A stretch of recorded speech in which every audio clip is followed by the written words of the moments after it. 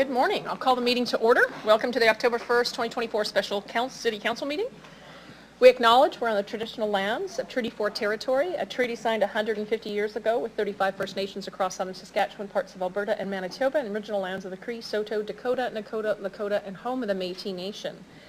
Our city owes its strength and vibrancy to the lands and the indigenous peoples whose ancestors' footsteps have marked this territory, as well as settlers from around the world who continue to be welcomed here and call Regina home. Some members of council and administration will be attending the meeting today through video conferencing. I'd like to remind those who are attending through video conferencing to mics and cameras off, and when speaking, unmute and cameras on. I'll have someone move a motion to approve the agenda at the call of the chair with the following, no adjustments. I'll have someone move a motion to approve the agenda at the call of the chair. Thank you, Councillor Hawkins, seconded by Councillor Mancinelli. Thank you. I'll call the question. Any opposed? Carried. Council, we are first going to deal with motion 24-15. We have delegations on this issue.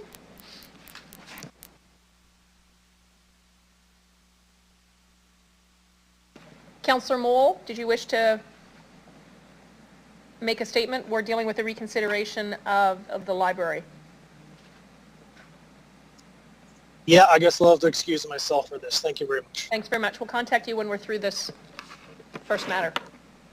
Okay, thanks. You bet. I'd like to call upon Delegation Babs Kelly. Ms. Kelly, I'm going to ask you to state your name for the record, the organization you represent, if any.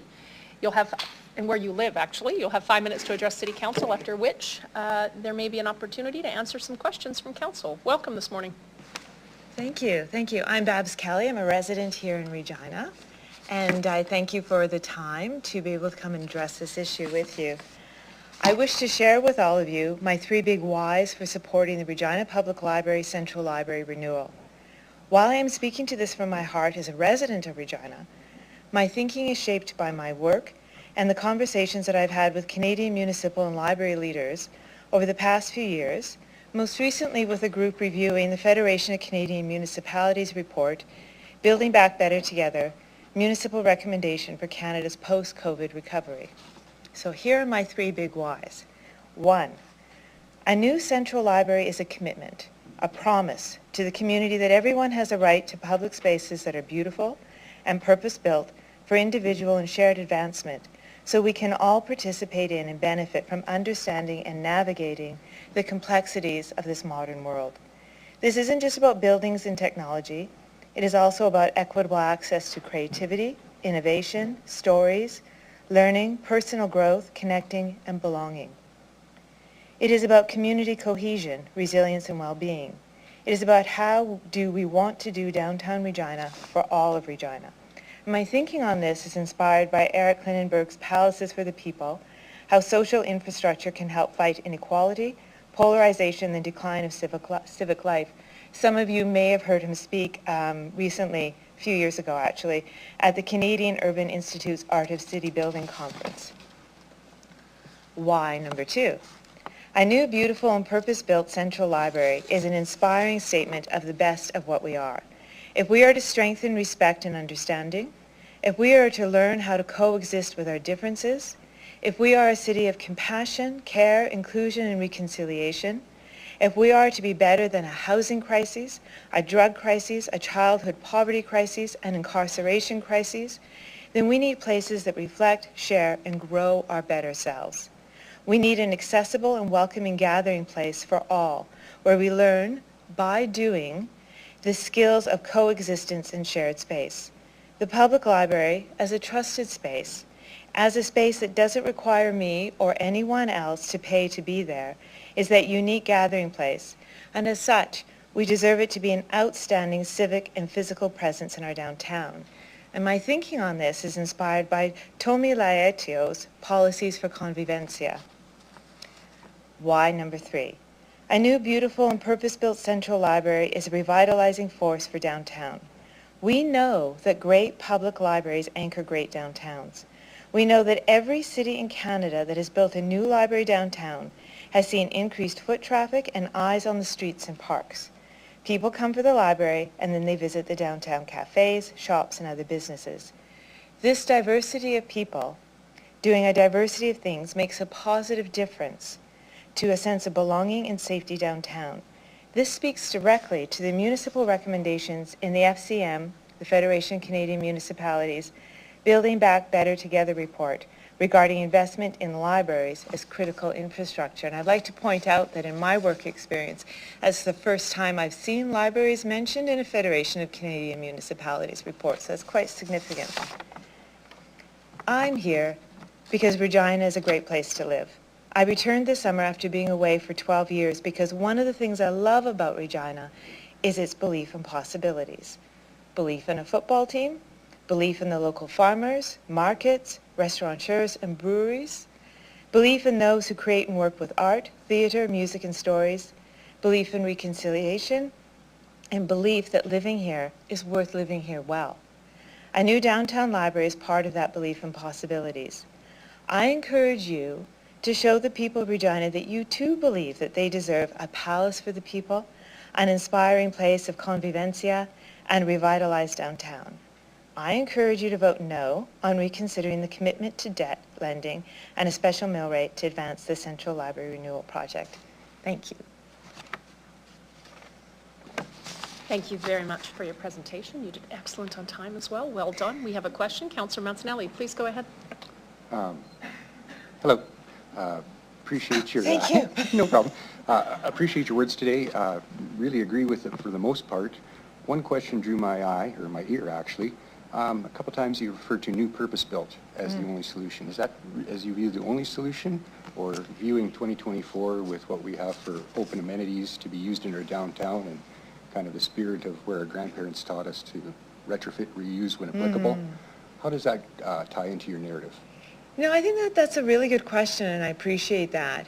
One of the things that we have seen with civic structures across Canada is, the price constantly goes up every month that you're waiting, right? We also see that some of those buildings, particularly the ones that were built in the era of the Regina Public Library, Central Library, is that once they've entered that period of infrastructure decline, it happens quite rapidly. And the Central Library has been waiting for many years. So when I think about sort of whether it's just, is it a new purpose-built or is it a renewal? I think the key word in that is purpose-built.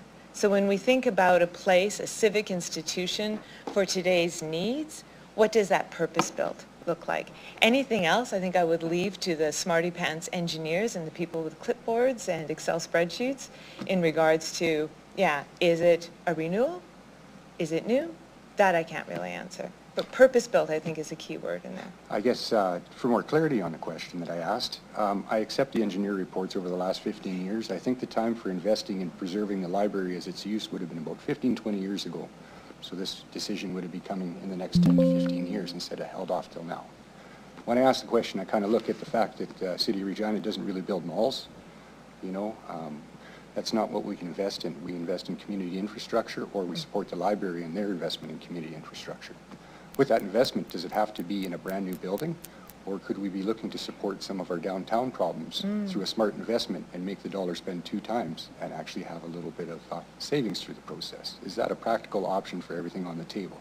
Once it's been investigated and all plans have been made for all different choices, but could that be a reasonable choice to be on the table? So I'm going to ask you a clarifying question back, Sure. because I want to really understand what it is that you're referring to. So are you talking about that investment going into other civic or municipal funded infrastructure or into a public library? No. What I'm saying is the city can't really build other things than municipal infrastructure. Right. One piece would be a library. With that investment, although it's the library's investment, new and purpose-built sounds great, but 2024 through a pandemic is hard. Yeah. Empty buildings downtown don't really help us invigorate the downtown. To solve 2 problems with a solution would be very, very attractive. I understand that when we go out and give approval, we have to give approval for a full range of options from a new purpose-built, but with that, the idea of a renovated existing building built for purpose for the library for 2024, would that be an acceptable option with your narrative? We've seen that in a couple of cities, but I'm going to really hesitate to answer this because it's one of those things that I would love to have a long conversation on, but I don't work for RPL. I don't really have access to a lot of the information, well, to any of the information in regards to what is the best option for Regina and for its public library. But I do really appreciate what you're referring to because I think that those are the types of things that perhaps big discussions need to be about, but I don't think I'm that person for that discussion. Understood, and this Yeah. isn't the debate, and that's not the decision right now. The decision right now is, do we support the Councillor library Mancinelli? going out for these matters? And if we support it, would that be one of the options? You could see important data to base the decision on. I'll shut up now. I'm not trying to debate. Sorry. Thank you. No, and I certainly, I would love to have a longer conversation with you on it because I think there's a lot of examples out there, but I'm not the person to be able to even respond to that here specifically for Regina. I got to back away. I'm getting drawn in. Thank you. Councillor Bresciani, please go ahead. Thank you very much, and thanks for coming today. I think we all love our libraries. I think they're really important. The question I have, though, you used the phrase "palace for the people." And can you just elaborate what you meant by that, through the chair? So that's borrowing from the work of Eric Klinenberg, and he did a lot of work down in the States, but his work really caught fire here. His book, Palaces for the People, became a sort of common book club, actually, among some of the municipalities here in Canada, particularly during the pandemic, although he published it before the pandemic, because what he was talking about was what are those spaces where we see communities that are able to be resilient through things, and he was talking at that time about like Hurricane Katrina and what happened in New Jersey. What are those places, those communities? And one of the things that he found that they had in common was that they had spaces, specifically public library spaces, where people could gather, and that it was part of building that resilience for the community. And as people have expanded on his work and that sort of conversation around, well, then what does it mean to have palaces for the people? It really does mean to start talking about what does a public library for today and for the future look like? What are those spaces where the programming around everything from STEM or STEAM for young people, for particularly here in Canada, conversations around reconciliation, for people to upskill their trades, for newcomers to have a safe place to land and feel like they belong. We start to think about that being palaces for the people. And so my suggestion around that is, if that's what it is, if that's what it would be for Regina, what kind of awesome building? And by this, I don't mean something like the Central Library at Vancouver or the new one in Calgary. I'm talking about would it mean here in the context of Regina to have a space, again, that is purpose-built so that that type of programming can happen with ease, people can come in there, they can feel a sense of belonging and a sense of celebration of being part of such a beautiful community that Regina is. Thank you. When I look at the library now, it's a beautiful building. It's a beautiful, beautiful building. And it sits on heritage, piece of land or designated in that area. And so when we asked about location, and I think there's still a lot of unanswered questions of where it's going to go, do you think that those decisions should be made as far as location and type of build, if it's going to be rebuilt, if it's going to go, should be made prior to the next decisions of funding? Not necessarily. Not necessarily. And some of this depends on the history of your relationship with the Regina Public Library and how you feel about it. But that's not necessarily the case that we see with other civic plans across Canada and across the United States, is having that funding then allows for, well, what type of planning are we making? What kind of conversations do we want to have with each other? What are the possibilities? Without knowing that there's funding in place, it's hard to get other partners on board, other investors, and it's hard to create the excitement in the community to then be able to have that community engagement, right? To start thinking about what are the possibilities for this. I'm all about the conversation, the dialogue. I'm not so much about the engineering, the style, whether it's a renewal, a new. For me, it's about, is it purpose-built? Does it meet those current and those future needs? Does it fit a vision? What is the vision for Regina? What is the vision for downtown Regina?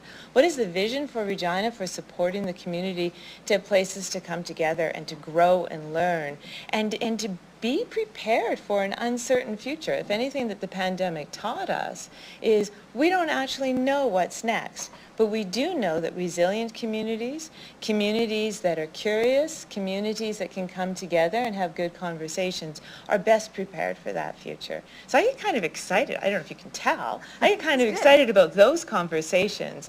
And then what do those palaces for the people mean for that? Thank you. Last question. Before us, we've also committed to a pool. And with this funding going ahead, it could compromise the pool as well. We've heard from pool people, we've heard from obviously library people, we've heard, how does council balance that if we've already prioritized the pool through the chair? And you love libraries, so how would you? That sounds like a multi-million-dollar question, and one I do not envy any of you for having before you. Though, and that is a really tough situation. I wish that we could change the conversation to being one of abundance rather than of scarcity. And I wish, and I really support the work that the Federation of Canadian Municipalities is doing on looking at what is that funding structure between the federal government and municipalities that hasn't been touched, the formula for it, in a good 100 years. And yet we know that municipalities are expected to do more.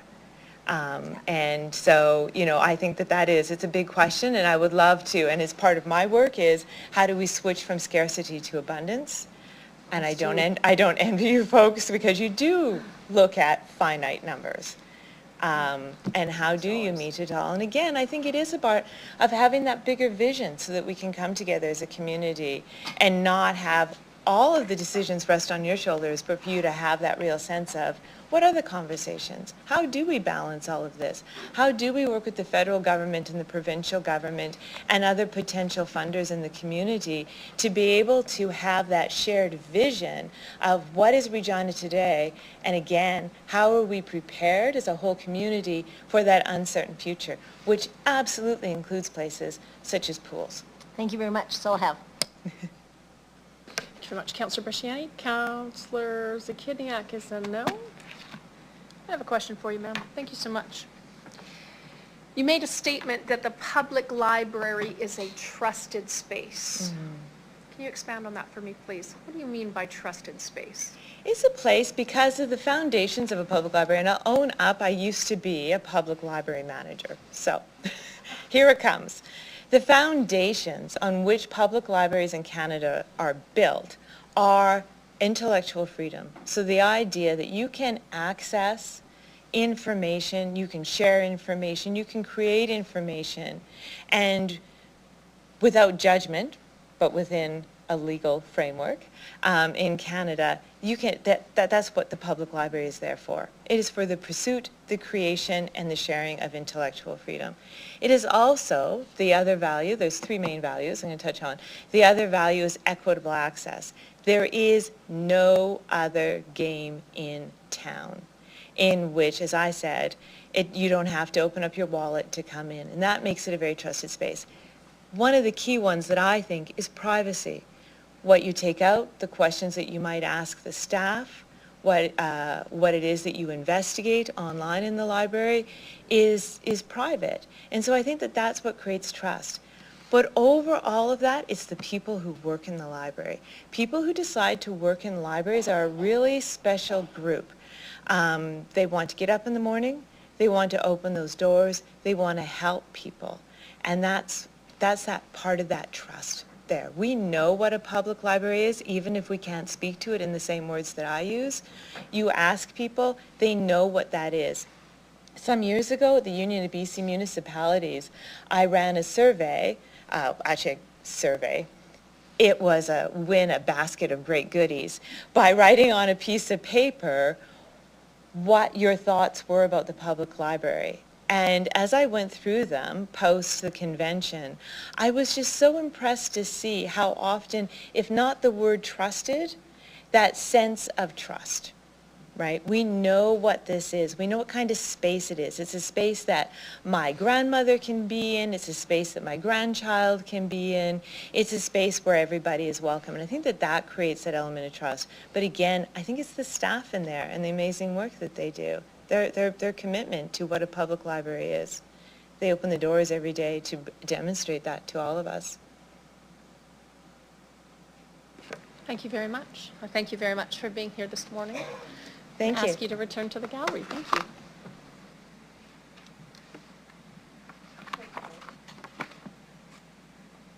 Sorry, Councillor. Yeah, just a point of order. I think this is going to be difficult. I'm going to ask the chair if, in terms of the motion that we are discussing, it is about a reconsideration of a vote, not the value of libraries. And so I'm just wondering if we have to make that distinction as we're discussing this with the delegates. One second, I'll just confirm. Okay.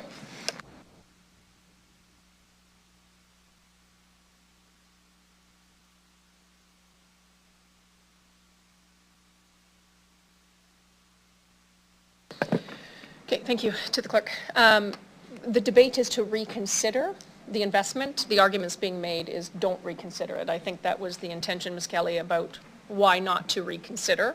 And so I think the city clerk is saying that the debate or the discussion is in order because it's about whether or not to continue with the investment that's been approved or to pull back that investment. Thank you. Yeah, I sure am.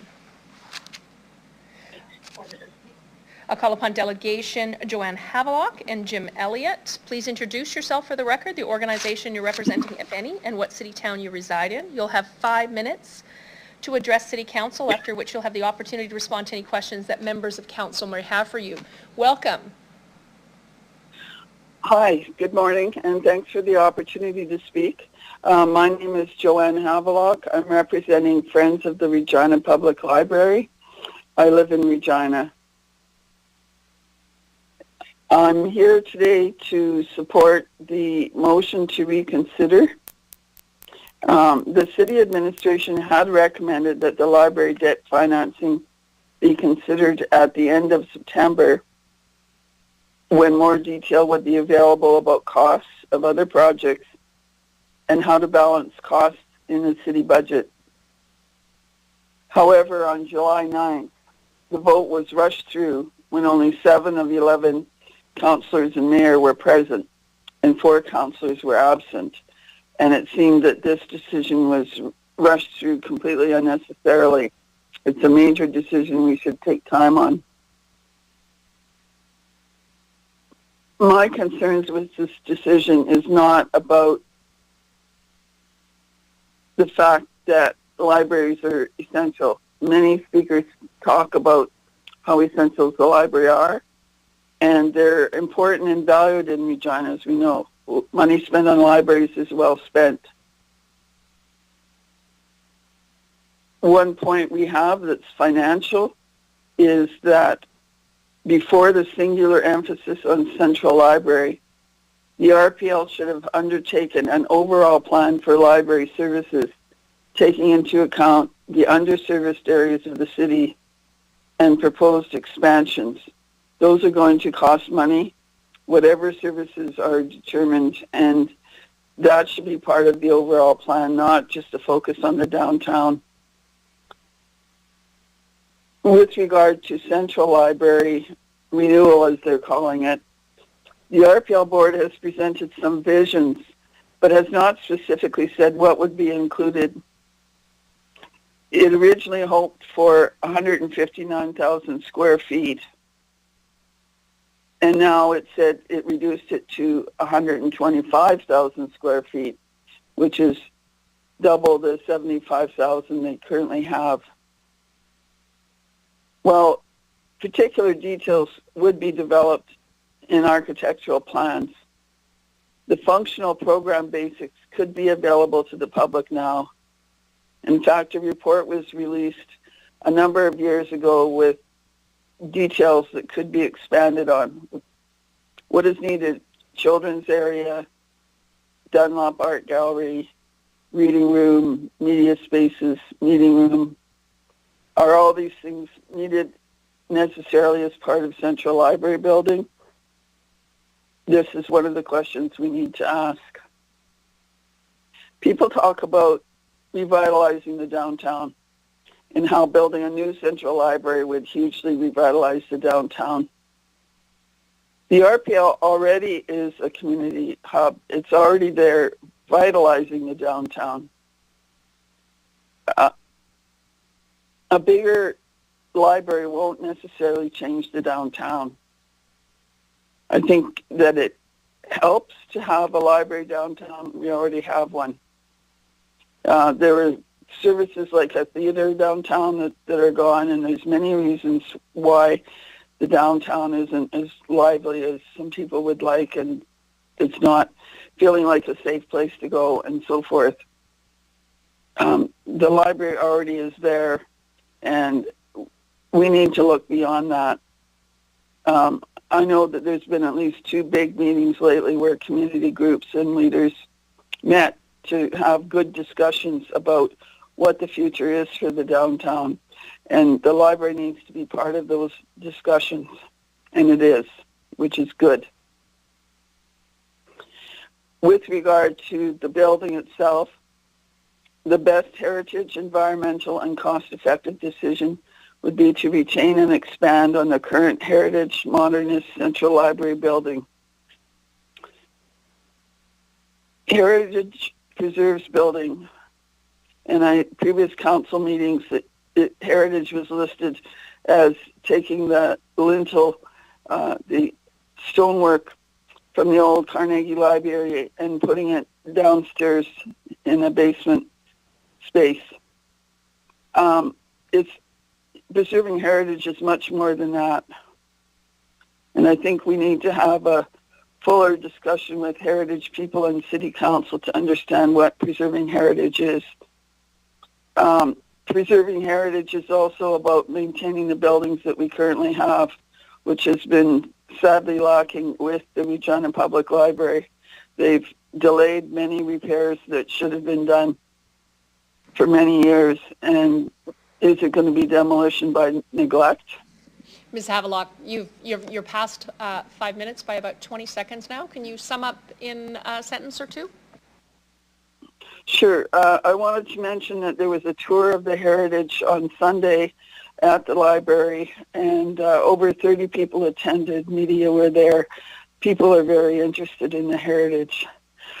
In conclusion, I support libraries. They're really valuable. Previous speakers on many occasions have said how they value libraries, but I'm concerned about the wise use of our library money in the future, and I really urge council to reconsider this motion so further thought can be put into what the money is really being asked for, and how we can move forward.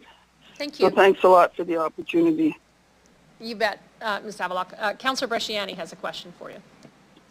Thank you very much for speaking today. I know you've been along this journey for a long time. I guess the question is that when you looking at different options for the library, still not a set location, and looking at different options of going into the Bay or staying or its heritage and all these, do you think that it's premature to increase our debt limit, ask for extra funding until some of these things get worked out? Through the chair.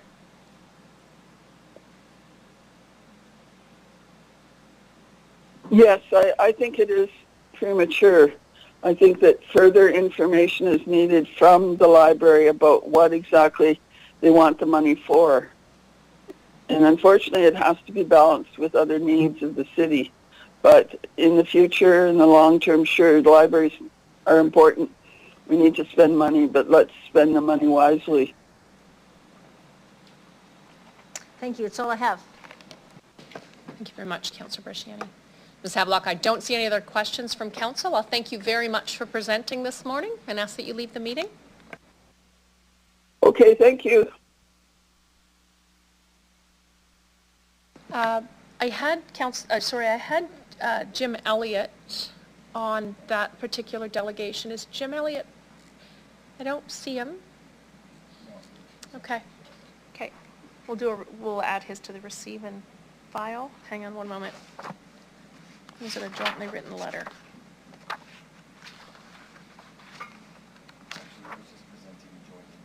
We're presenting jointly. Okay. I suppose that's received then. I would call upon delegation, Marge Gaffigan, Jeff Barber, Curtis Smith, Mitch Colbeck, any variation thereof, to come on down. I'm going to ask you to state your name for the record, the organization you're representing, where you live. You'll have 5 minutes to present to council, after which there may be questions for you.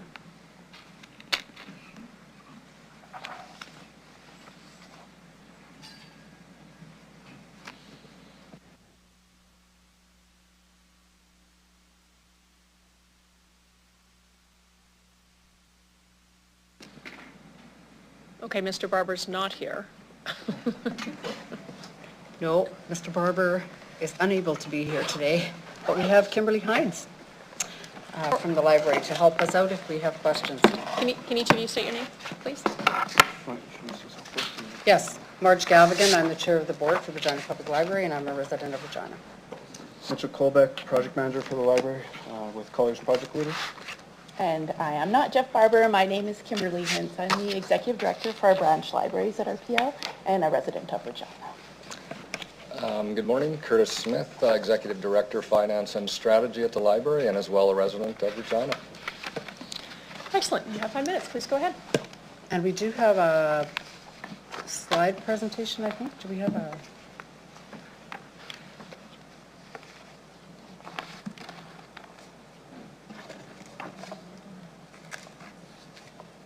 We have the slide presentation as part of the package, but normally at council, we don't do slide presentations.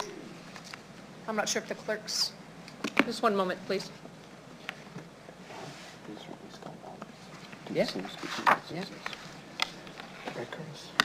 Even without the presentation, we can just... Yeah. We can do it without it.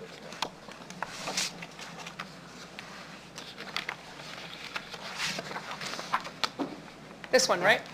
Yep. Yeah, all of council has it in the delegation, Oh, all right. and it's been published to the public as well. Okay.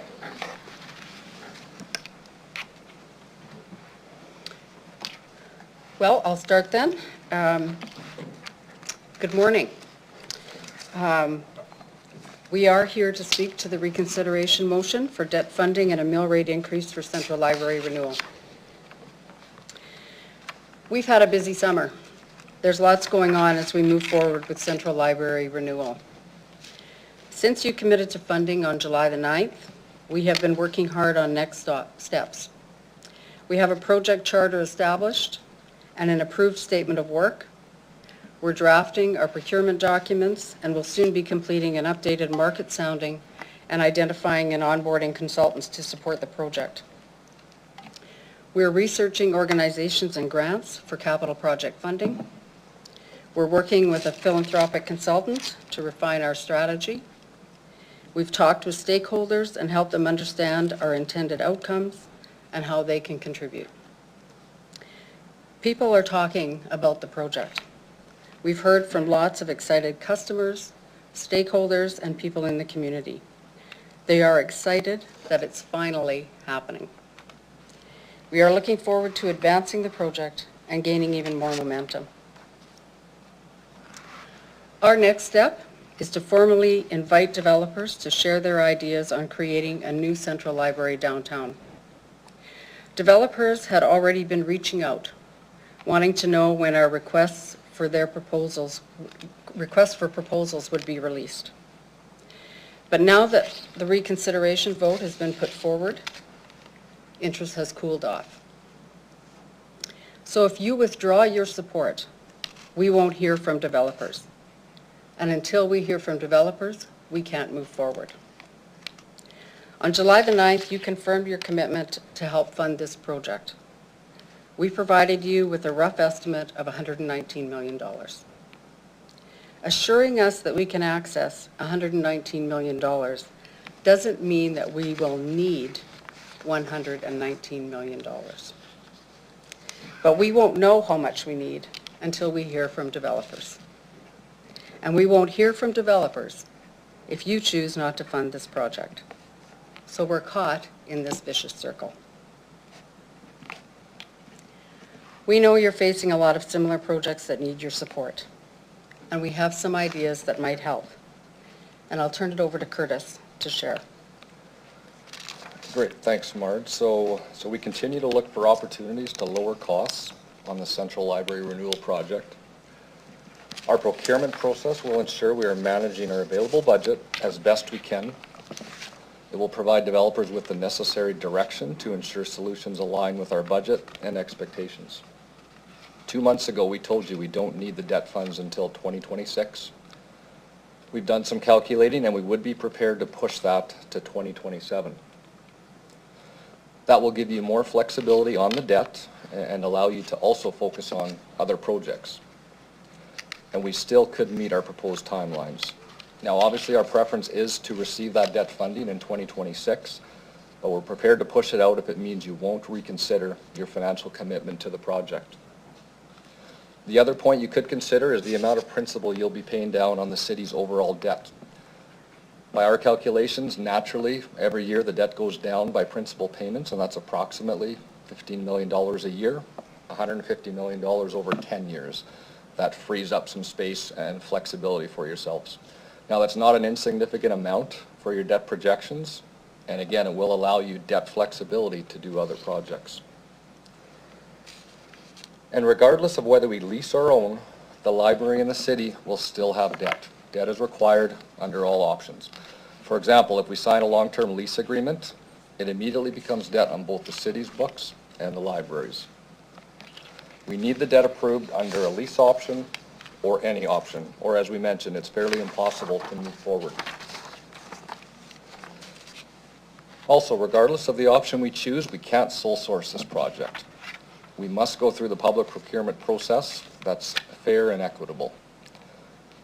And I'll leave you with just a reminder of the cost to the taxpayer of this project. The average cost to the average homeowner it's the equivalent of a 0.5% mill rate increase, civic mill rate increase, and that's about 92 cents per month for the average taxpayer. So with that, I'll turn it over to Marge with further thoughts. Thanks, Curtis. The Central Library Renewal Project is part of the $1 billion infrastructure deficit issue in this city. There are many projects that need to get done, ones that can't be ignored because they're only going to get worse. The library has proposed a responsible plan for prudent infrastructure renewal. Before you decide on your next steps, consider the significant challenge we have to move forward without your commitment to funding. We've talked about a new library for 15 years. We've needed a new library for 15 years. Let's not waste any more time. Let's keep moving forward with this project. We're being responsible with our money and have compromised on our original plan to remove some of the burden on taxpayers. And today we've provided suggestions on keeping the debt down. But as we sit here, the cost to maintain the current building is going up, and the cost for a new central is going up. If you stick with the commitment you made on July the 9th, you are fixing an infrastructure problem that's needed fixing since 2009 and is rapidly declining.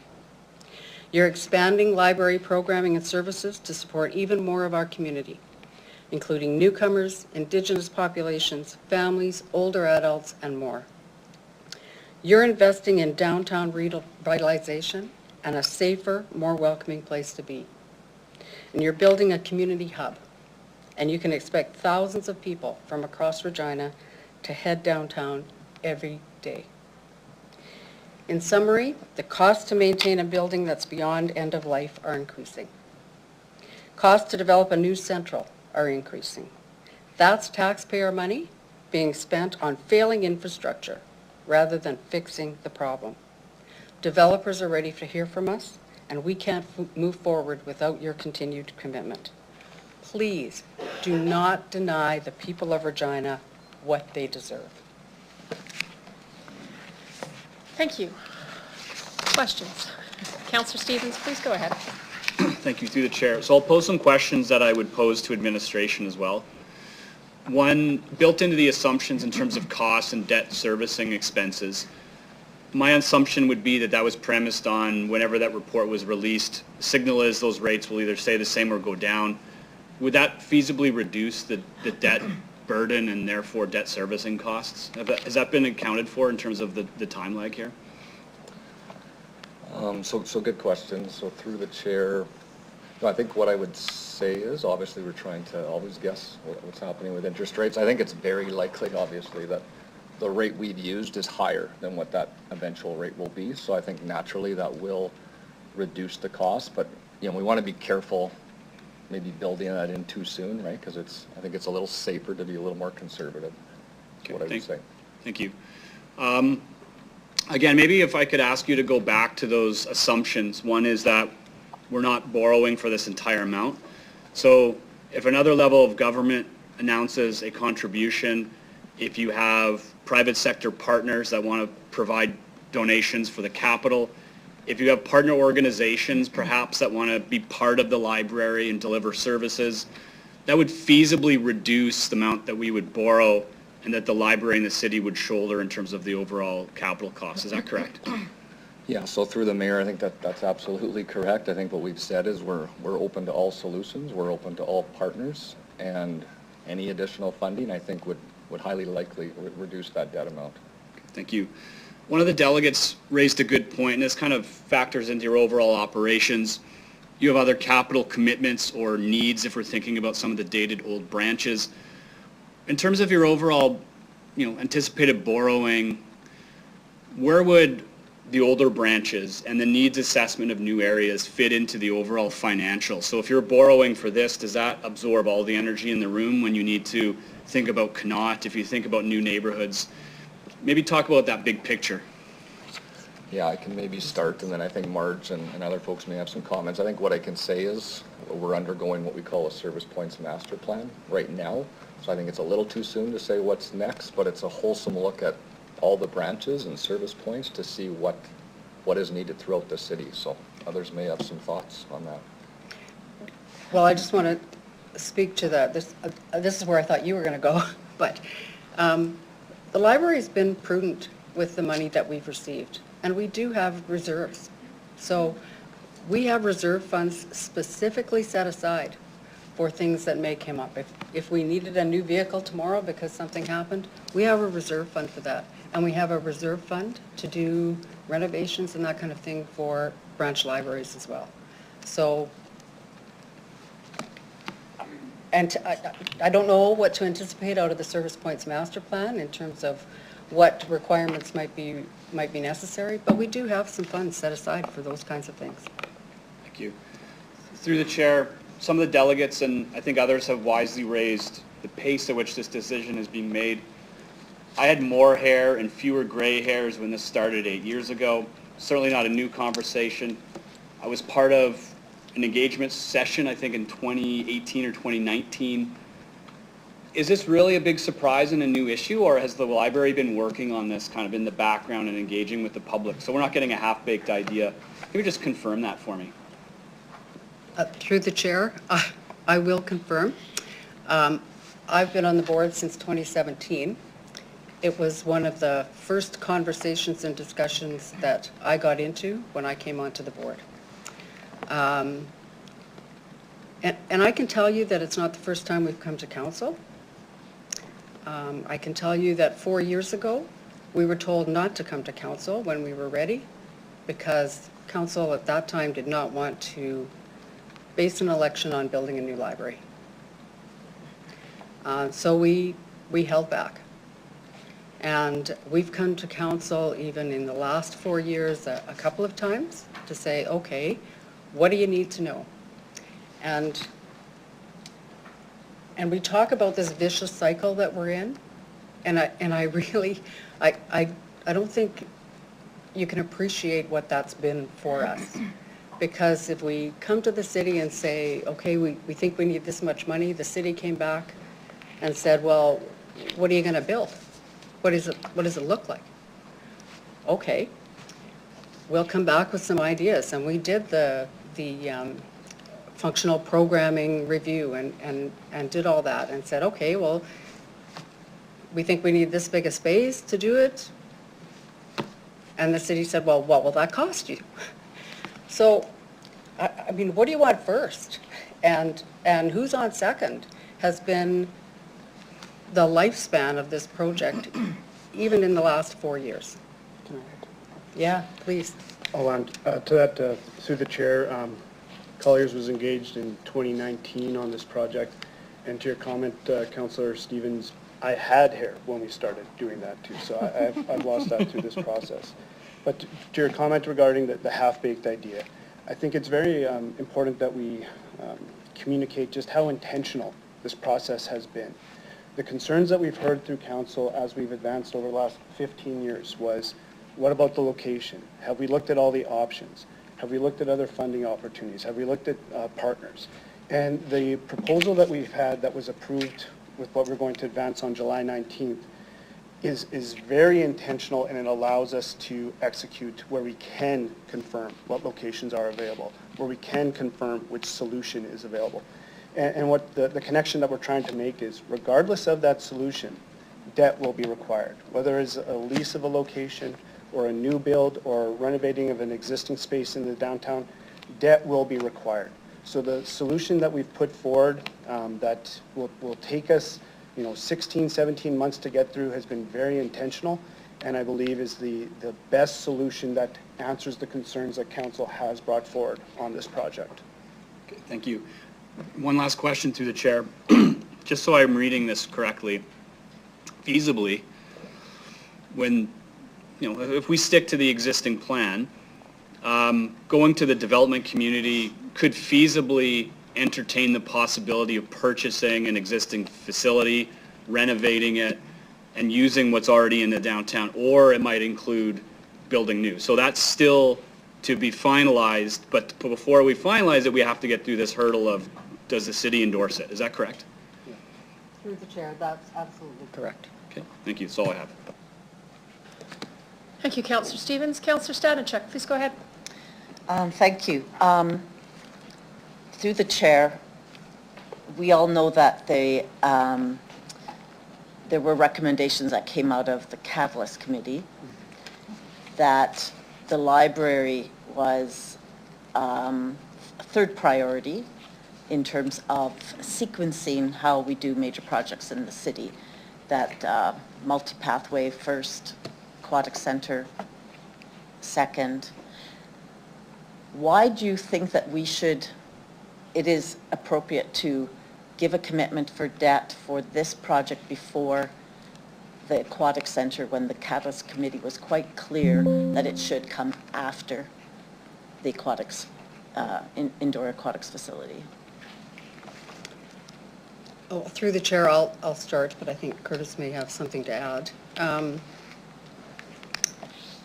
So the Catalyst Committee did make that recommendation. The survey that was done of the people of Regina on what they thought was a priority, the library was actually number 2. And the walkway system, I think I went to all of those Catalyst Committee presentations. I don't remember the walkway system being a project that was presented, to be honest. And I would question, I guess, I would hope that a new central library would be on that pathway system somewhere. That somehow the pathway system would connect central library with whatever else was on it. And if you don't know where the central library will be, how do you know where to put the pathway?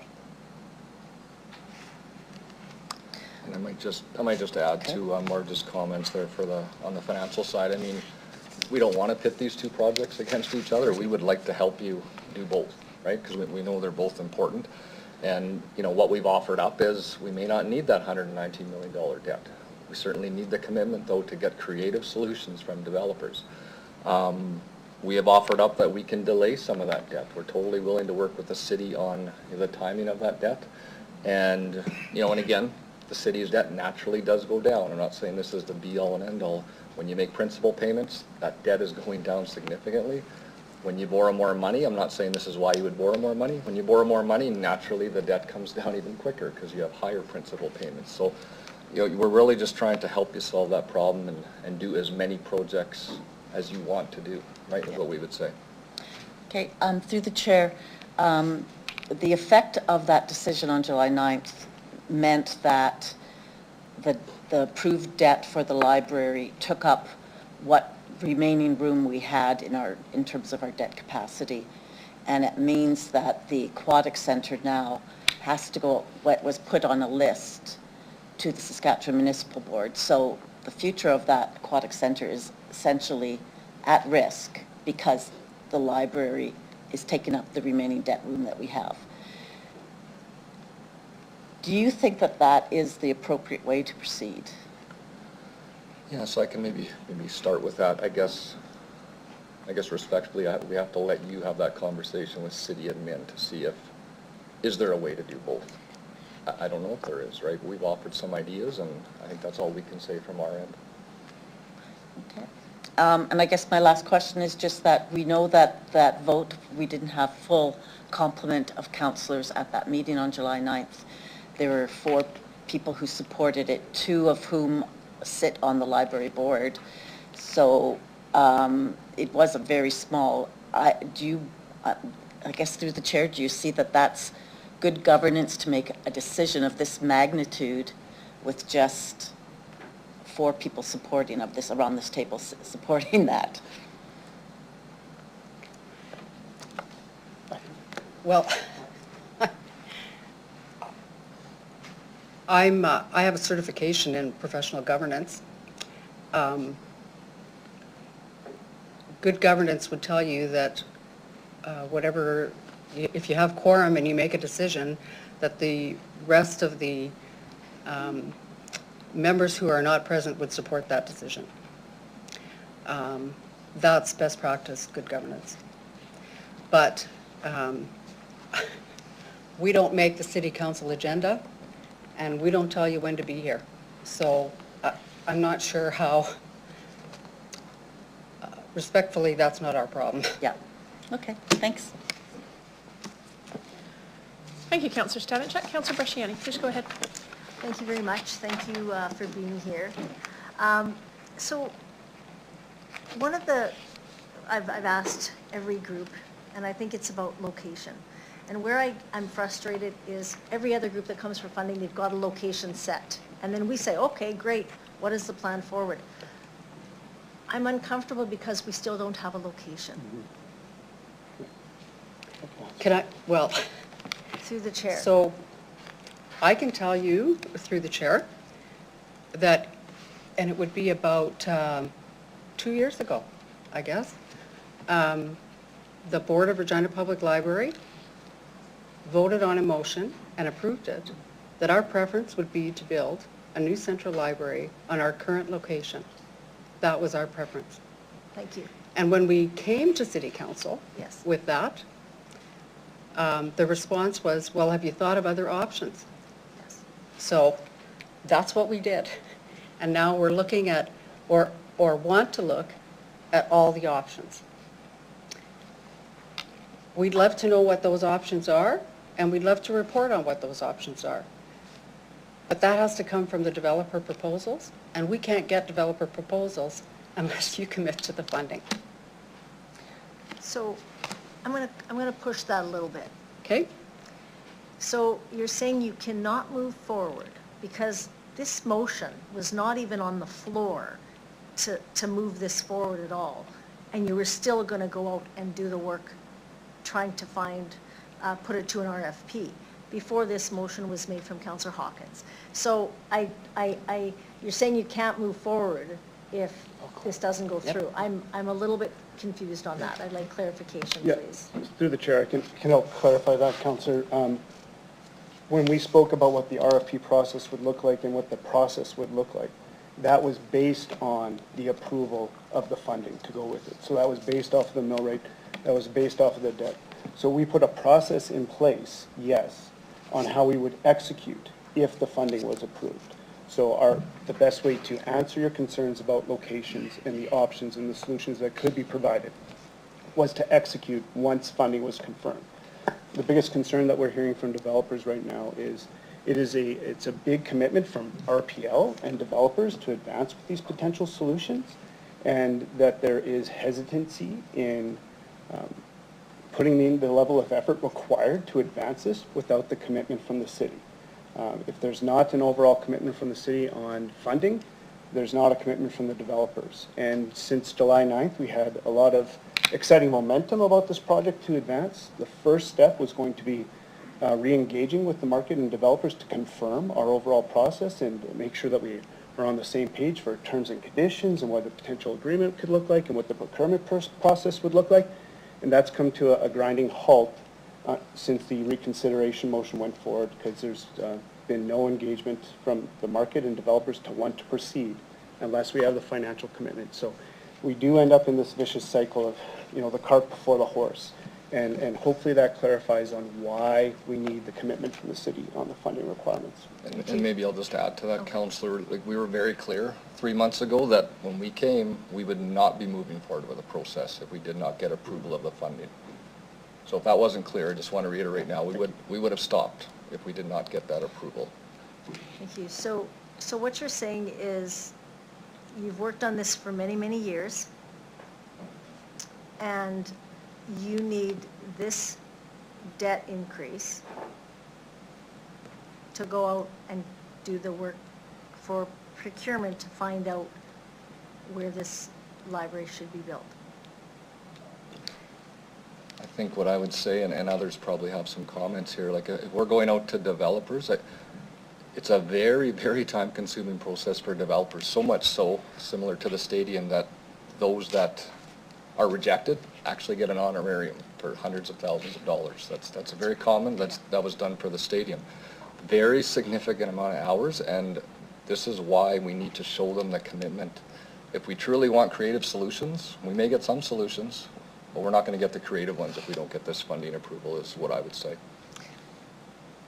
Through the chair, if we had a location, it'd be cheaper because we'd have one location. We wouldn't be sending developers out and say, go be creative, go look at the mall, go look at the one we've got, go, like, again, I think that would be cheaper because we're not going to be putting out $100 or $200 or $300,000 to all of these developers that come forth to do the work.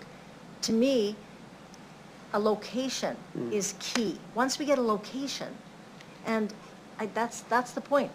But that's the library's decision, that's not our decision. And so I'm struggling with coming forth to ask for the dollars when we don't know if it's going to be refurbished, brand new, going to go in the bay, and it's still on a heritage site.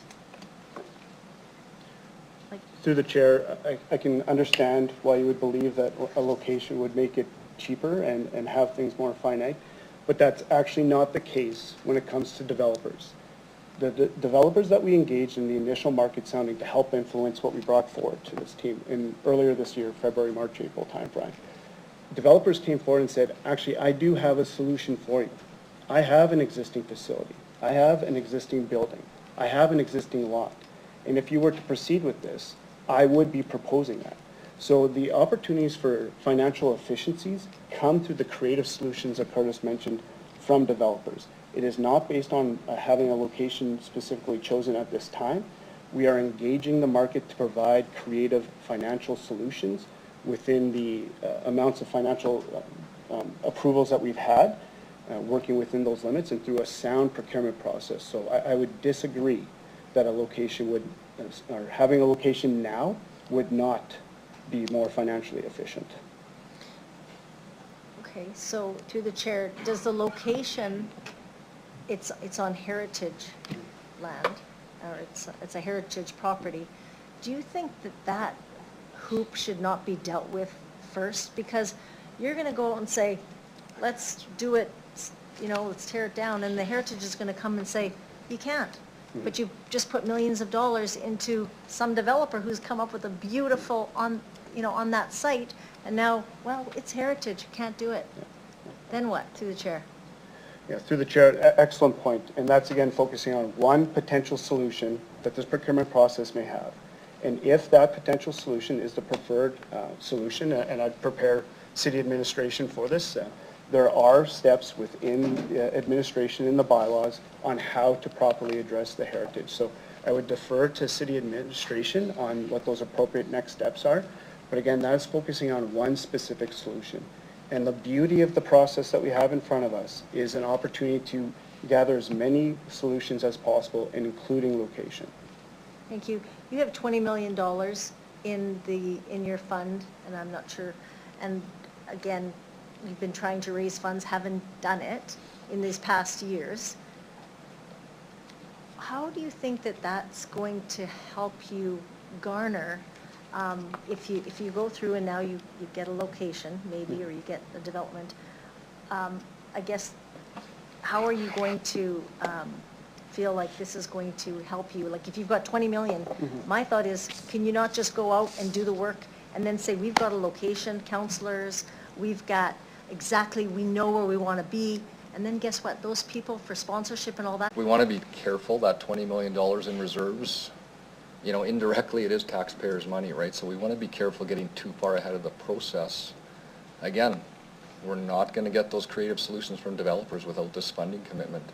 Money could be wasted, which means we're then coming back to ask for more debt. So we want to use that $20 million very wisely, right? Because we're saying regardless of whether we have that 20 million or not, it doesn't make sense in our view to move forward without the funding commitment. And I would just remind council, you know, we're not borrowing that money today. We'll be back here in 2026, 2027, updating you and getting the actual debt approved, right? We cannot borrow that money without council's approval and coming before you here, so. Last question. Other proposals that have come forth to council has said it's a percentage. Maybe it's a percentage that we would use. Why would council commit to the full amount? Why wouldn't the library say, well, maybe it's a percentage, maybe it's a 20% that council could look at. But to come and ask for 100% of the coverage, can you see it from a taxpayer's point of view? And we're balancing, sacrificing the pool? I don't know. Again, very difficult. A percentage, possibility, through the chair. And that's my last question. So through the chair, we appreciate the conundrum that you're faced with. Why would we come for 100%? Because the legislation tells us that we have to. Because the library does not just work with the city of Regina. We are governed by provincial legislation. And provincial legislation says that if we have to borrow money for infrastructure, we have to borrow it from the city of Regina. So that's why.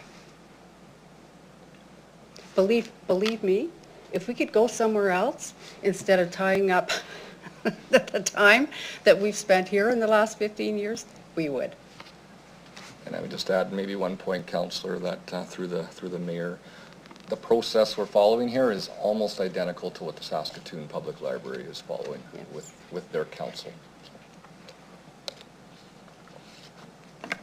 Councillor Bresciani. Councillor Zakiniak.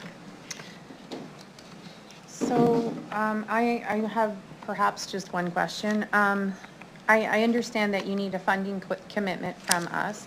And for me, the reason why I supported this reconsideration motion was just that it was done out of sequence.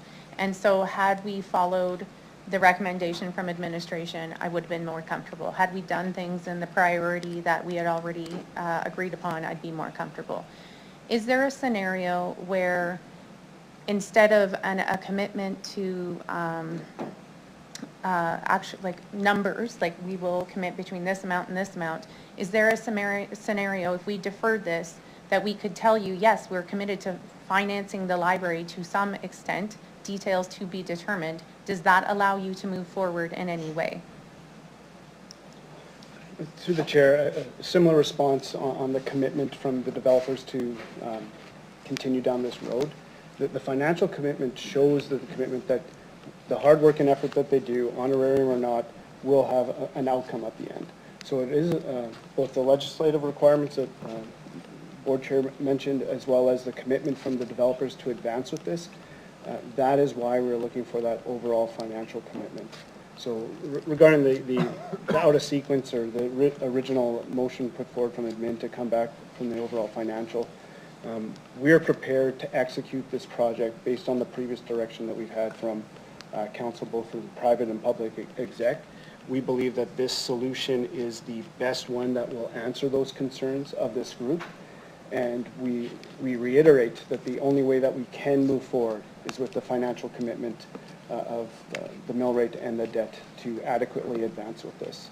And that the debt will be required regardless of the potential solution. Okay, and my recollection, I've been trying to find it, of the original recommendation on July 9th from administration was to defer the decision until, it was originally the end of Q3, which was yesterday, but the point was until other debt financing needs were sorted out, including the indoor aquatic facility. So we still haven't finalized that. And so with that original recommendation, had that gone through from administration, like, did you have concerns about that? Were you planning to come to council and say, no, we cannot wait any longer, or were you prepared to accept that original recommendation? I mean, I can start. I mean, obviously, I think we were clear, our preference was, in order for us to move forward quickly, we need that funding commitment ahead of time. Obviously, waiting 3 months is better than waiting 5-6 years, so we would have taken that, absolutely, if that was the second option, but obviously preferred option that lets us move forward, limiting the cost escalation of a new library, limiting what we're spending on the current library. Immediate approval obviously is preferred, I would say. Mm-hmm. I'll add to that quickly through the chair.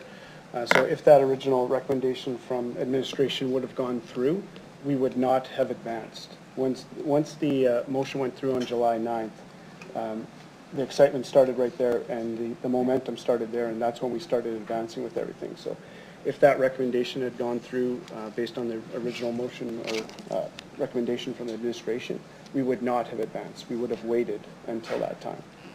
So let's say my understanding of, I think we're, those of us who preferred to follow administration's original recommendation are just saying we need to do things in sequence and we need to wait a little bit longer.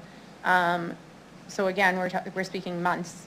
Just we need a bit more time to make sure that we're not making all the decisions at the same time.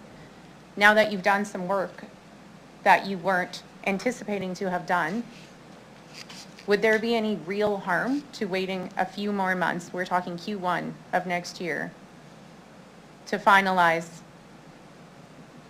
what our commitment would be once we have a better handle on what our other commitments are? So what would be the harm of a few more months? Through the chair, the risk involved with delay, I would say, is similar to any other capital project that's come through council during the last 4 years and through most of the council members' terms here. Each month we are seeing escalation in costs. Each month we are seeing escalation in capital project costs. We know that to be the case on IF. Delay of months, years on this project, we would anticipate to have a similar impact. So the risk involved with delaying several months is just that much more of waiting for market. And, you know, several councillors here have mentioned the opportunity to advance the library was 15 years ago when this first came forward, and it'd be really interesting to do a cost comparison of what that would have been compared to now.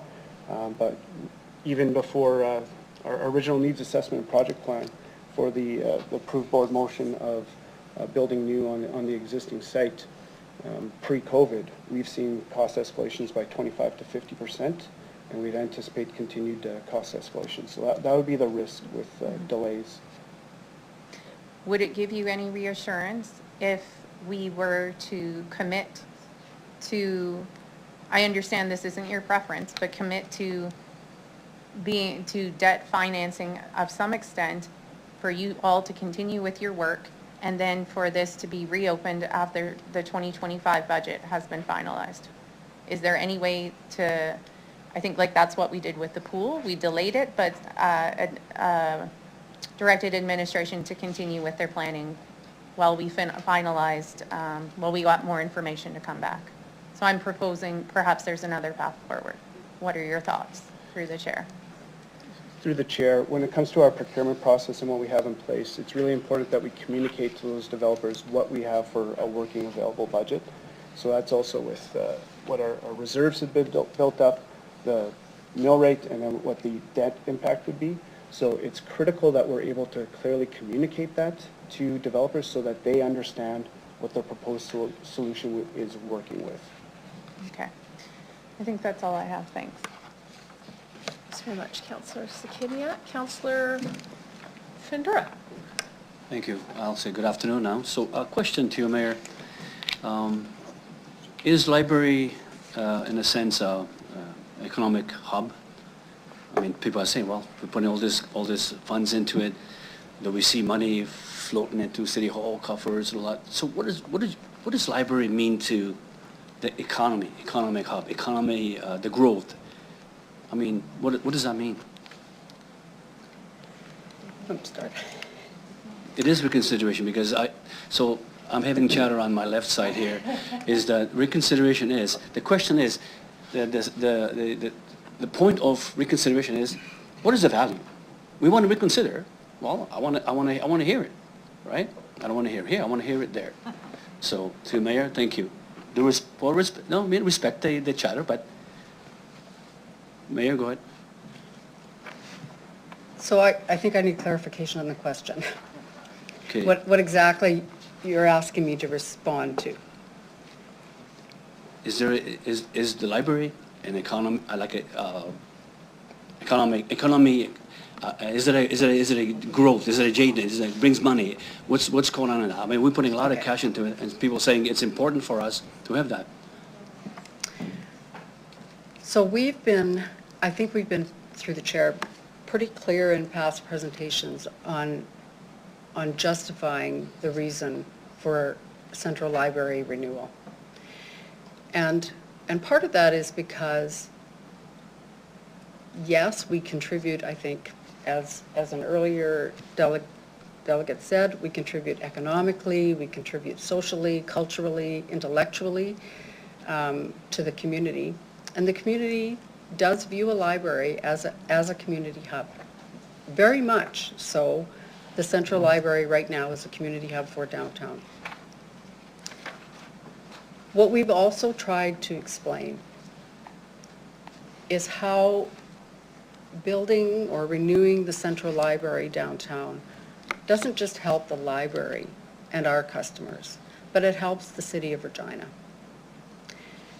And particularly it helps downtown. I think our downtown has suffered a lot in the last few years, particularly since COVID. And more people downtown, we know that more people downtown creates a safer environment for those that are down there.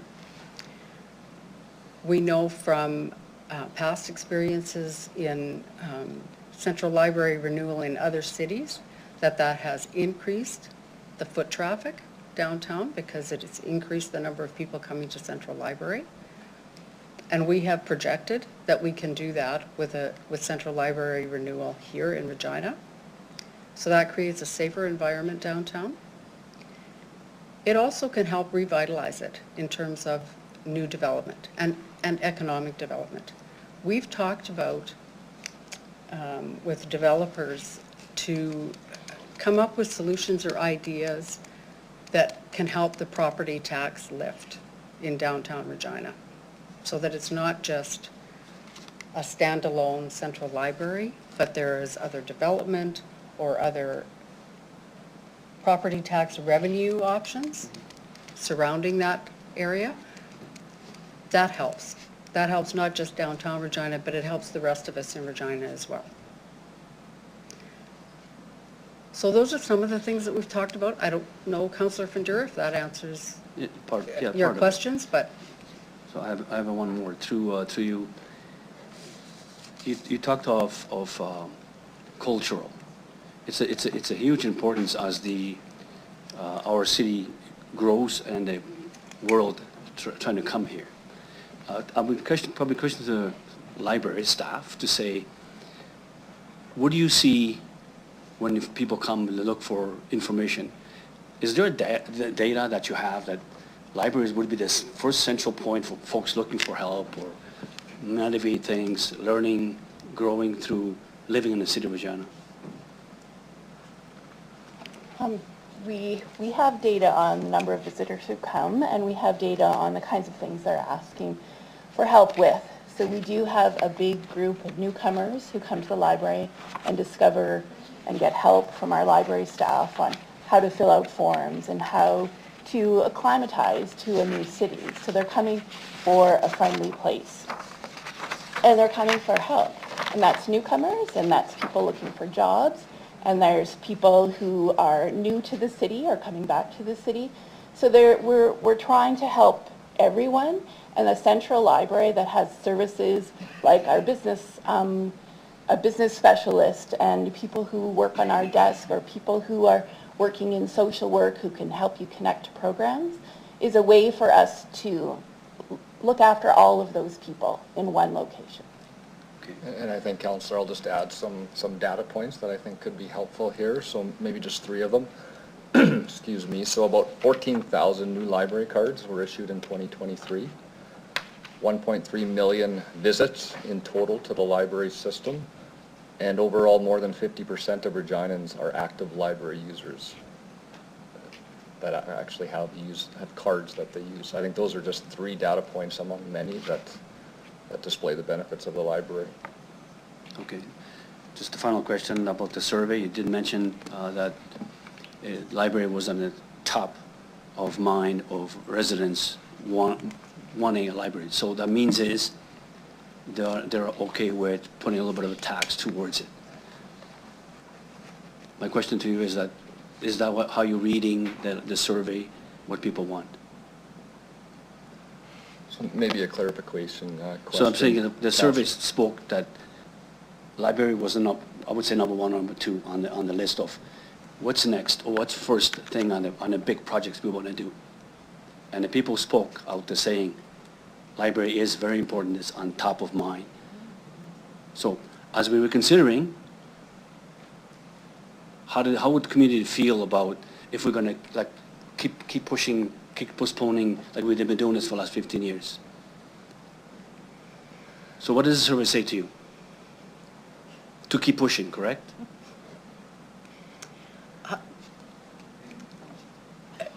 Through the chair, we are not trying to promote the Central Library over any other project, because we're not trying to pit one project against another. This city needs all of the projects that have been proposed, right? If we're going to move forward, if we're going to be a better city today or 3 years from now than what we are today, we need all of those projects. And I appreciate that you and city administration are sitting trying to decide which project should come first or which project should come second. We have offered some thoughts. I know Curtis has talked to the folks in city administration and provided some thoughts and some suggestions on how we can do more than one project at a time. So we're trying to help. We are committed to looking at all the options and trying to help. But we honestly believe that a new central library will be an anchor and a catalyst for downtown revitalization. And I think we've provided lots of justification for that. I just hope you take that into consideration when you're debating and deciding where to put the money. And I do want to reiterate that just because we ask for the commitment for the debt financing, that's important. That's important for us to go forward. It doesn't mean we're borrowing the money tomorrow. Okay, thank you.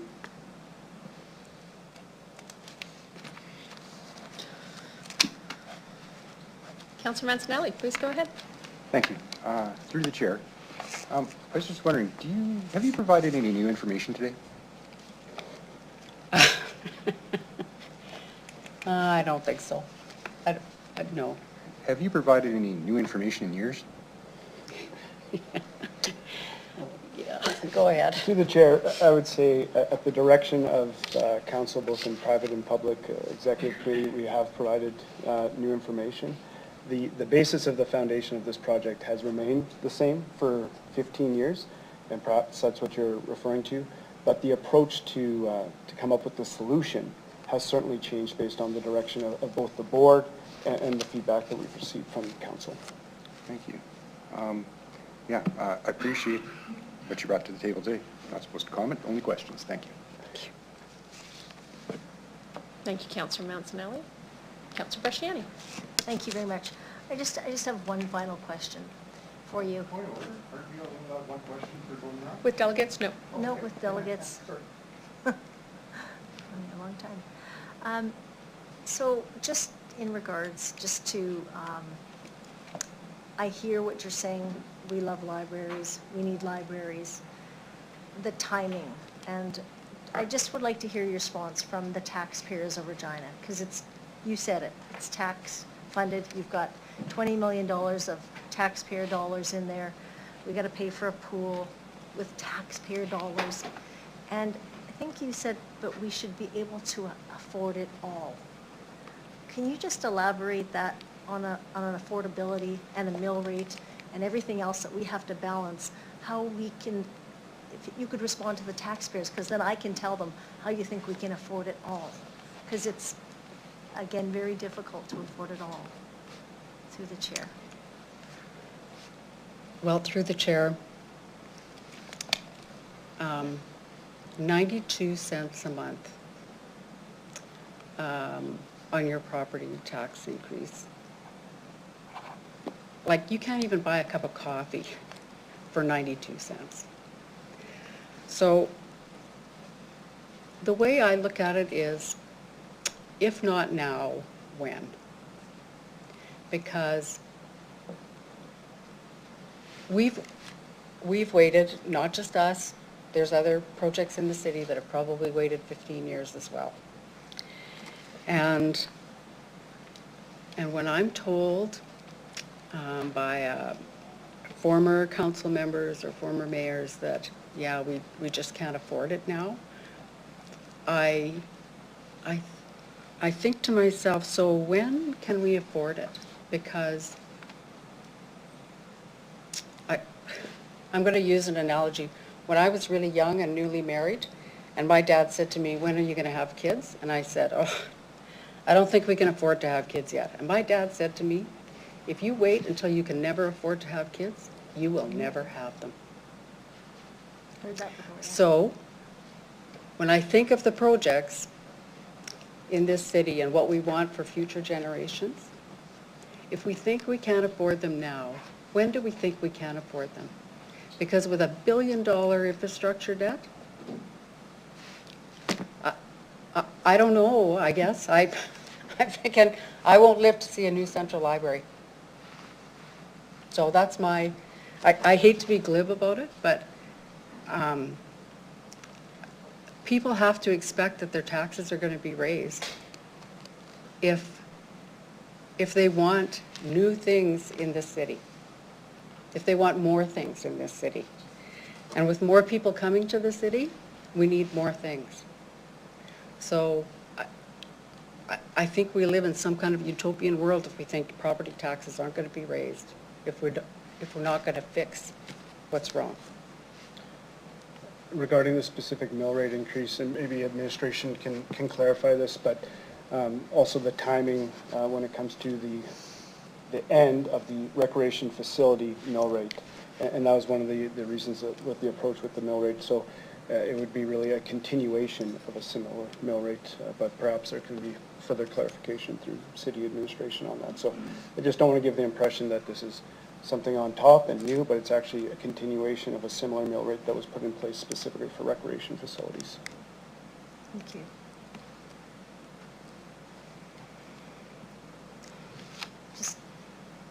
do you think right now our library is beautiful? I was just there on looking at it through the park, and it's beautiful. It's contemporary. It's beautiful.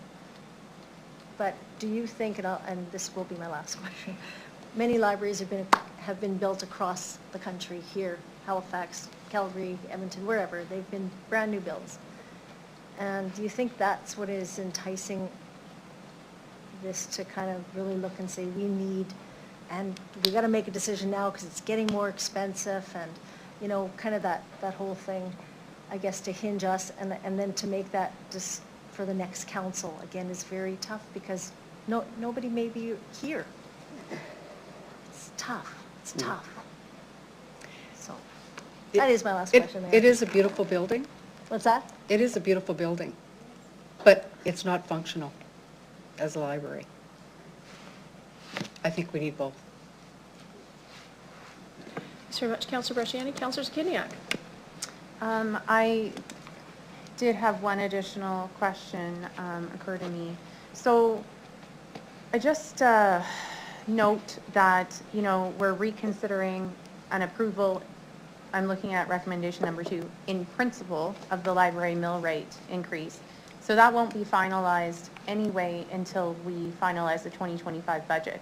So that's, I mean, am I wrong about that through the chair? Like, would that, even us approving it in principle, like then it goes to the budget process for either final approval or not? Yeah. So I'm actually not sure if that makes any substantial difference if we say yes or no to that. Yeah, great question, Councillor. So through the mayor, I think you're right. You know, it's in principle, the actual approval won't happen until the bylaw gets made next year, right, for the mill rate, but it does send an important signal, right? Just like the debt sends an important signal.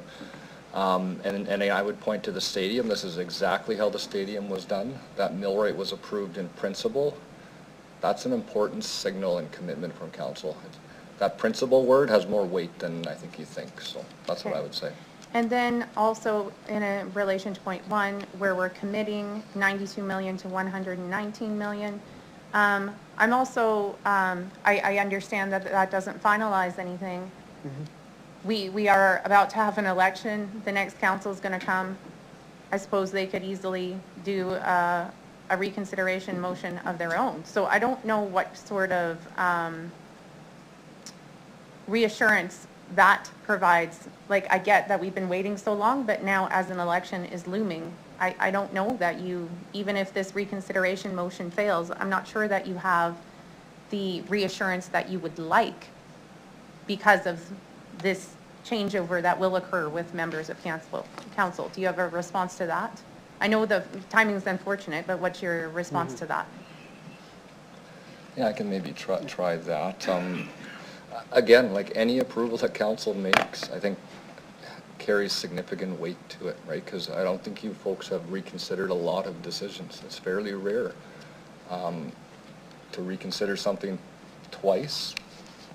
I think that sends a signal. So I think an approval today does send an important signal.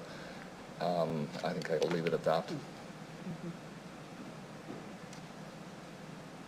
Do you think there's any merit to the concern that perhaps because we can't finalize anything, even if we wanted to today, that it might be an inappropriate decision for us to be making on our way out the door, like, of this council term?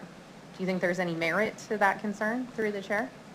Yeah, you know what, through the mayor, I think we do not envy the position you're in, and I think that question we have to leave to this group in front of us. I don't know if we can weigh in on that.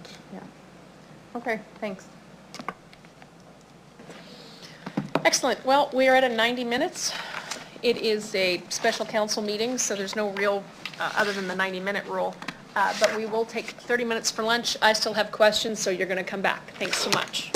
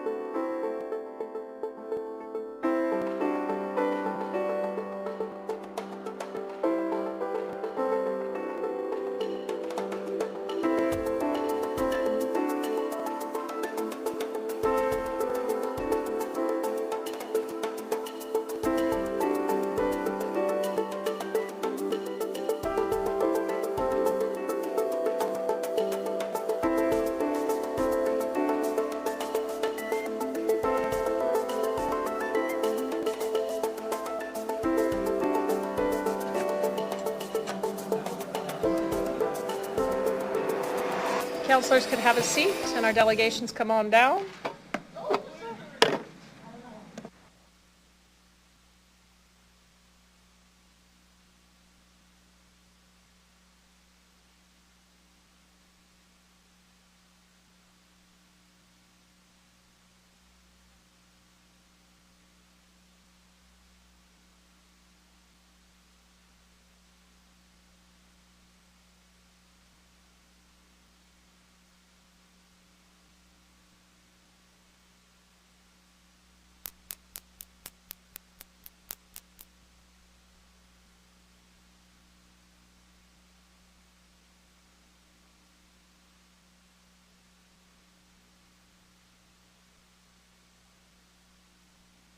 All right, welcome back.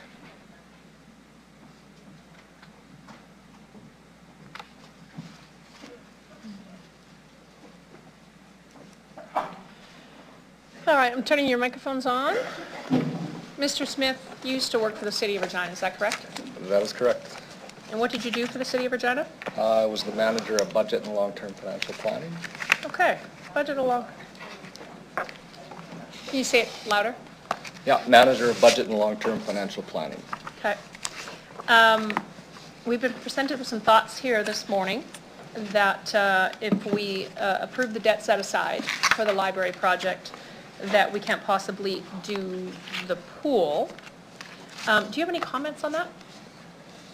Yeah, so through the mayor, I mean, I can't say with any definity, right? I think admin will have the numbers better than me. I think we'd offer up some ideas about, you know, as principal payments get made, naturally debt comes down just like it does at home. We've presented some options of, you know, we're willing to work with the city to delay that debt as late as possible. And as well, we may not need that 119 million debt. That's the max of the range, which I think might be in the debt projections. So I think, again, I think we would just offer those thoughts that there's things to pursue perhaps to determine that, I would say. Thank you. You saw the presentation from city administration in terms of debt limit available today, and we have approved a debt limit increase to meet our priorities as they have been itemized. Did you see principal repayment in those calculations?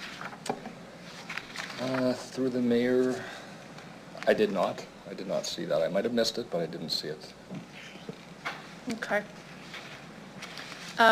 Will you approach other levels of government for funding? I think absolutely. Through the mayor, we've said we're open to all partners, all ideas, and we'll be open to that. It is a little difficult when you don't know what the solution is, but I think what we're saying is we're open to exploring all funding opportunities. I'll add through the chair. With the approach that we're taking, with developers bringing potential solutions to us, they may have access to different levels of funding based on what their proposed solution is, whether it's economic or residential, whatever their solution may be, may give them access to different level of funds that the library would not have on its own. You did an expression of interest earlier this year to determine market interest. What developers or folks have approached you as it relates to potentially being interested in bidding on an RFP? Yeah, through the chair, not getting into specifics of which developers, but the next stage of that market sounding, which we anticipated to be our next step right immediately after the approval. We have a list of 9 developers that have showed interest in one form or another.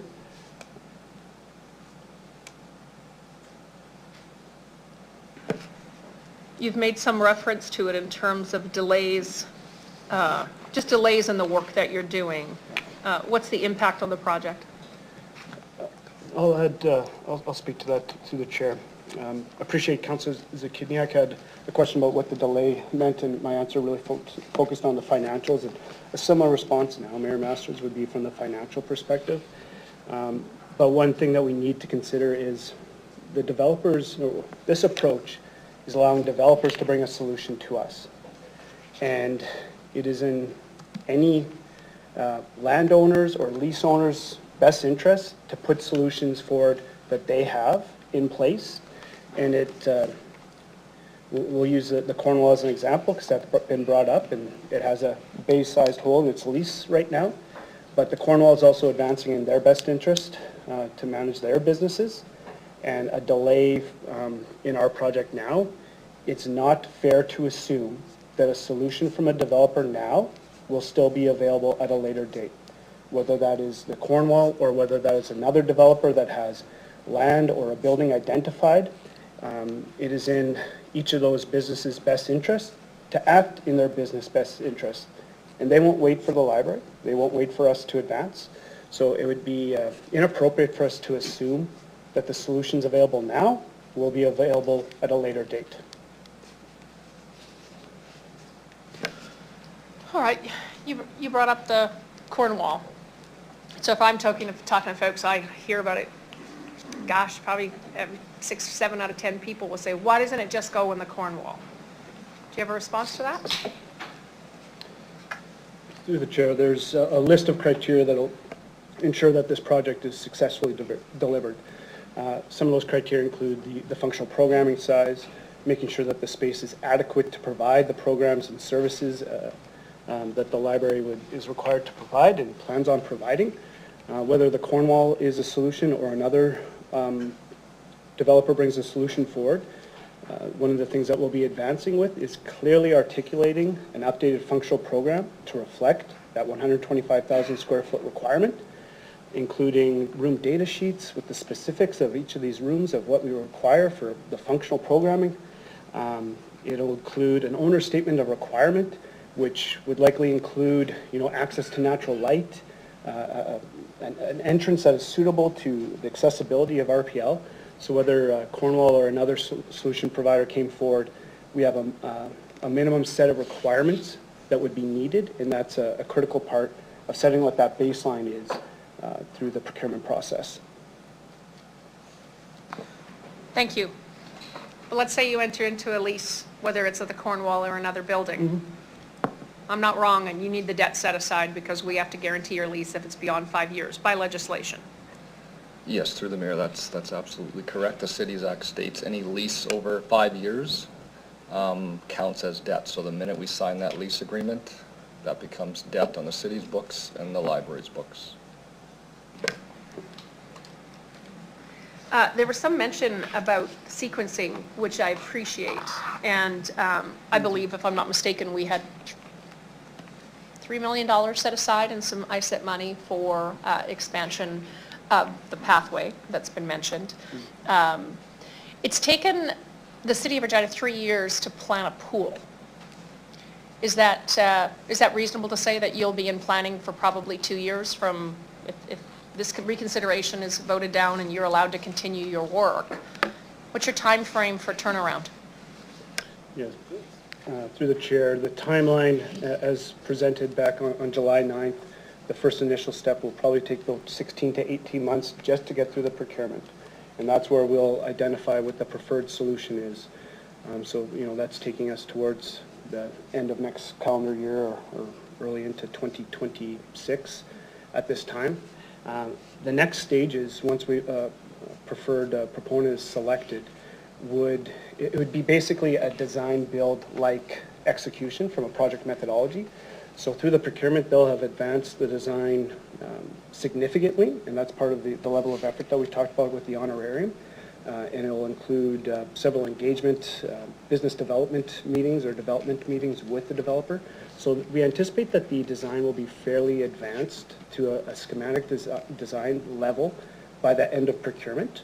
And that will give the opportunity for the developer to accelerate the schedule as they see best fit based on their proposed solution. So again, differences between tenant improvements versus a new build or a retrofit of a facility. So the solution will still be dependent and impact the timelines overall, but we would anticipate with this approach more of an accelerated design process compared to a typical design, bid, build project, which I believe you're referring to.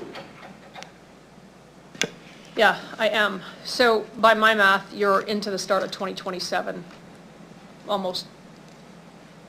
I would say the start of 2026 is when we'll really be, is when we anticipate to come back and confirm our financial commitments required within that debt.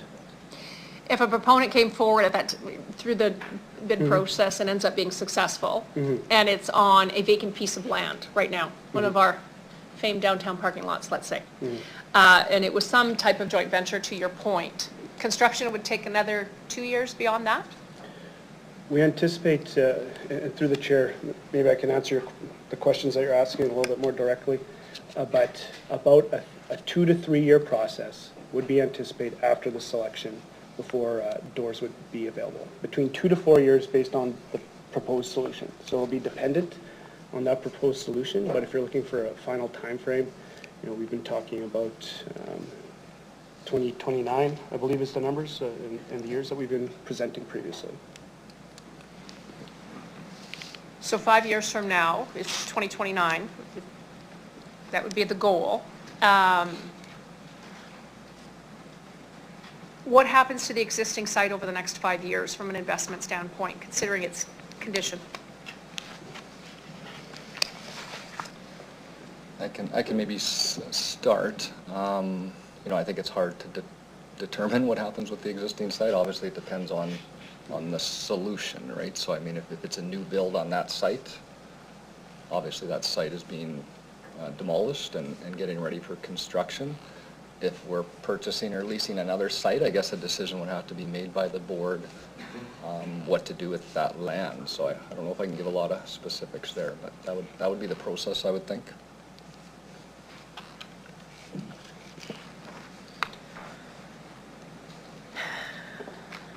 All right. Ms. Gaffigan, I'm just going to go out on a limb when I ask this question. In terms of your frustration,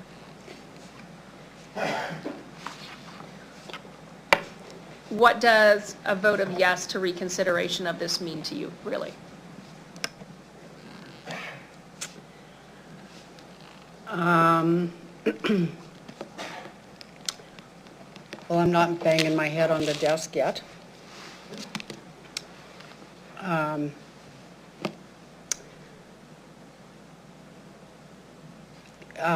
It will be frustrating. It feels like we've been working on this for a long time. It feels like we've come back to council with anything that you've asked for. We've come back to council with things you haven't asked for. And so, yeah, my level of frustration would be pretty high. I joked to my husband one day that because we're required by legislation to come to the city to get approval for a loan if we needed one, it might have been quicker to just go to the provincial government and ask them to change the legislation than to keep coming here to ask for the funding. So that's, if that kind of gives you an idea of where I'm at, yeah. Thank you, Ms. Gaffigan. Councillor Nelson. That is a perfect segue into the question I was first going to ask you. We deal with the residents every single day. They call us and they email us. What do you say to the frustration of the taxpayers that say, you 11 people are sitting in that chamber making decisions, majority of you make over $50,000 a year, and you're deciding on money spent that I can't afford? What do you think about their frustration through the chair? Well, through the chair, I appreciate that there are those taxpayers, but I can tell you that I've talked to taxpayers who are pretty frustrated that 11 people sitting around this table making more than $50,000 a year can't make a decision. And that the years that have been spent where no money was spent on infrastructure is pretty frustrating. So now we have to spend more. So I can tell you that's what some of my friends are telling me. Well, I can tell you that the counselors here have made a decision. We've all made a decision. We just didn't have 11 around the table last time. We only had 7. We all made decisions. We talk about inflation over the next 3 years, so you're saying that if we postpone this project by 3 months just for it to go to budget, so then we can make and whoever's here at budget, none of us might be here at budget time, to make a decision based on all of the information that administration asked us to make is going to delay your project, it's going to cost you, we don't have a number, but we'll make up a number. But yet, in 2029 is approximately when we're going to put shovels in the ground if you're going to build a new building. But we don't know that right now. We might just build a higher building on the library. Cost inflation for 3 years before it even comes to build is going to outweigh a couple of months to make a fiscally responsible governance decision for the next council who's going to be wearing this budget. Through the chair, what do you have to say to that? Yeah, through the chair, I appreciate that question, and that's a really good perspective to have, is the bigger life cycle option. And that's one of the reasons why the approach that we have taken helps mitigate that risk as best as possible.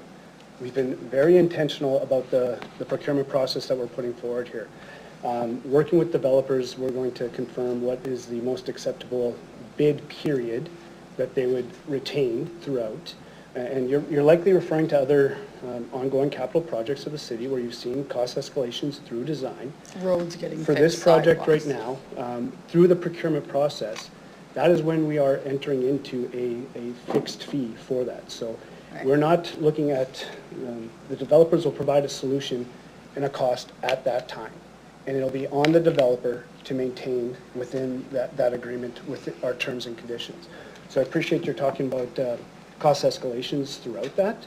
And one of the reasons with a public procurement process like this and a unique solution going back to developers is we're going to get some really competitive bids to ensure that they're maximizing the financial outcomes of this project. Right, so I understand that. So you'll get a fixed fee proposal, guaranteed that this is what it's going to cost, and that will come to you in, what do you approximately, if this doesn't pass right now, approximately how long is it going to go from RFP to fixed fee guarantee through the chair? Yeah, through the chair, 16 to 18 months. 18 months, That's what okay. we anticipated, and that hasn't changed since our original presentation. Okay, so 3 months is just going to skyrocket over the roof through the chair? Through the chair, I think I provided an answer on Yeah, what the 3 months risks, both financial and from an option solution. And I think it's critical that council understand that businesses will not wait around for these decisions and will not sit around on empty leases while that's within their business model to ensure that they're renting out their spaces. So it's a critical risk that is applicable now, 3 months from now, 3 months in the past, 6 months in the past.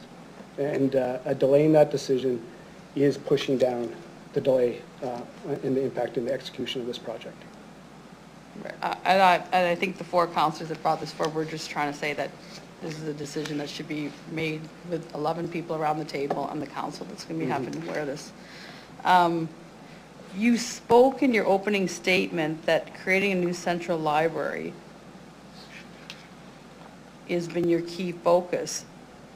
So my read, and a couple of emails that I received on my break read, was you've already decided that it's going to be a new building. Through the chair, that is not correct. Okay. You've been talking about this for 15 years that you said, so 2009 is when you guys have first started this endeavor to get a new library. How old was the library back in 2009? Through the mayor, I believe it was built in 1962, so roughly 47 years. So 47-year-old building, and you decided that you need a new building, is that correct through the chair? Yeah, so through the mayor, I think we've been pretty clear that we're open to all solutions, whether that be a new build. I think we've been pretty clear on that. I'm just trying to get a timeline here. So 47 years after the library was built, the library board decided that we need additions or a new building or whichever. That started your endeavor to get to this point that we're at through the chair. And Well, through the chair, I mean, I wasn't on the board in 2009 when they started the process, but from what I recall of documentation and plans that I've seen since then, at the time, the proposal was a renovation and extension on the existing building, on the existing site. Right. And so that many years ago, I guess that was a viable solution. Right. So I hear from people that, well, my house is 110 years old, I don't get a new one as a taxpayer. So the work that you've been doing on this new central library, an addition or whichever that nobody's clear on what you wanted to do, whether it's a new build or an addition onto the building, that started in 2009. How much money have you spent without approval from city council to say that, yes, we'll give you the money for a new build, or yes, we'll give you the money for the addition? How much money have you spent since 2009 on working towards a new library in addition to the library, through the chair? Do you have that number through the chair? Yeah, so through the mayor, I think approved by our board, it would only be responsible when you have a 47-year-old building to examine options. And the board has the authority to examine those options, and I think if they didn't examine those options, that wouldn't be appropriate. So I think we've spent at least $1 million when you consider consultants and our own internal time, which I think is totally responsible due diligence. So approximately $1 million that you've spent on the work that you've done in order to possibly get a new library or to addition onto your library, but we're not sure. I'm just trying to get numbers, but we're not sure what exactly, but about that much money on studies and things like that through the chair? Is that approximate? Yeah, I think through the mayor, I think my answer was pretty clear, around $1 million. Okay. Which again would be a totally common process when you're looking at options to build new, to replace, to renovate. Yes, so what I get back, and I've got a bunch of the numbers and a bunch of the emails have gone back and forth, I get from taxpayers, they spent that much money and they didn't even have the approval to spend that much money because nobody gave the approval for a new library to add on to the library. That's just what I'm hearing back from people. I'm the middle person messenger, so I speak for the people in Ward 7. Yeah. And that's what I get, and I'm not sure if you have a response to that and where you can allocate that money as to why it was responsible for you to do that without consent to, yes, you're going to build a new library, through the chair. Through the chair, I think perhaps there's probably an education or an awareness that needs to be created when you're responding to folks who ask those questions, because first of all, through the legislation, the board of the Regina Public Library is responsible for the infrastructure. So we make the decisions on that. Okay. We approve the budget. So Yep. when we bring the budget to council every year, we're not asking for approval on that budget. No. It's to be Yeah. considered in with the rest of the council's, the city budget. And so by council appointing a board to oversee and govern the Regina Public Library, we make those decisions Right. on how to spend taxpayer money, Yeah, and not the city. true. But we have to answer for you guys' decisions. That's where I was going with that, so.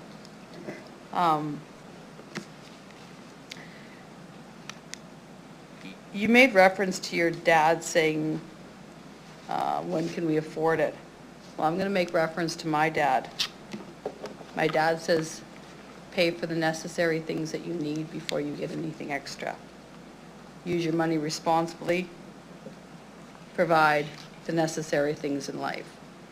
Clean drinking water, infrastructure, snow removal, sidewalks that are safe for people and pedestrians and wheelchair people to get to and from the destination.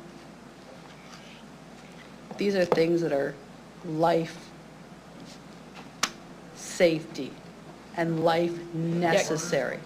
Sorry, no debate, and can we get to a question? This is, I'm not debating with them, I'm trying to get them clarification on why they're thinking that we should reconsider this. So those are the things: life safety, clean drinking water, garbage, sidewalks, roads, safe roads, infrastructure that's safe. Those are necessary things. How do you and how can you say to us to approve this budget based on, we don't have all the information and all these projects that are going forward?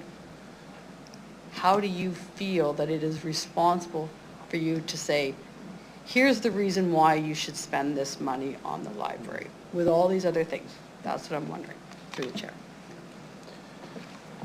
Through the chair, we're certainly not here to debate those priorities. I think what you've listed are reflective of the recent survey that was completed as well for citizens of Regina. Those are critical life safety items, 100%. I'm in total agreement with you. I think what we're here to talk about is, and confirm, I appreciate Councillor Stanichuk asked the clarification between them. Are we here to talk about the reconsideration motion or the value of the library? But we are here to talk about the value of the library. And I think it's really critical that we talk about the services and the programs that the library provides to our community. And similar factors that we talked about with the indoor aquatic facility are also applicable to our project here. What is going to bring people to Regina? What is going to keep people in Regina?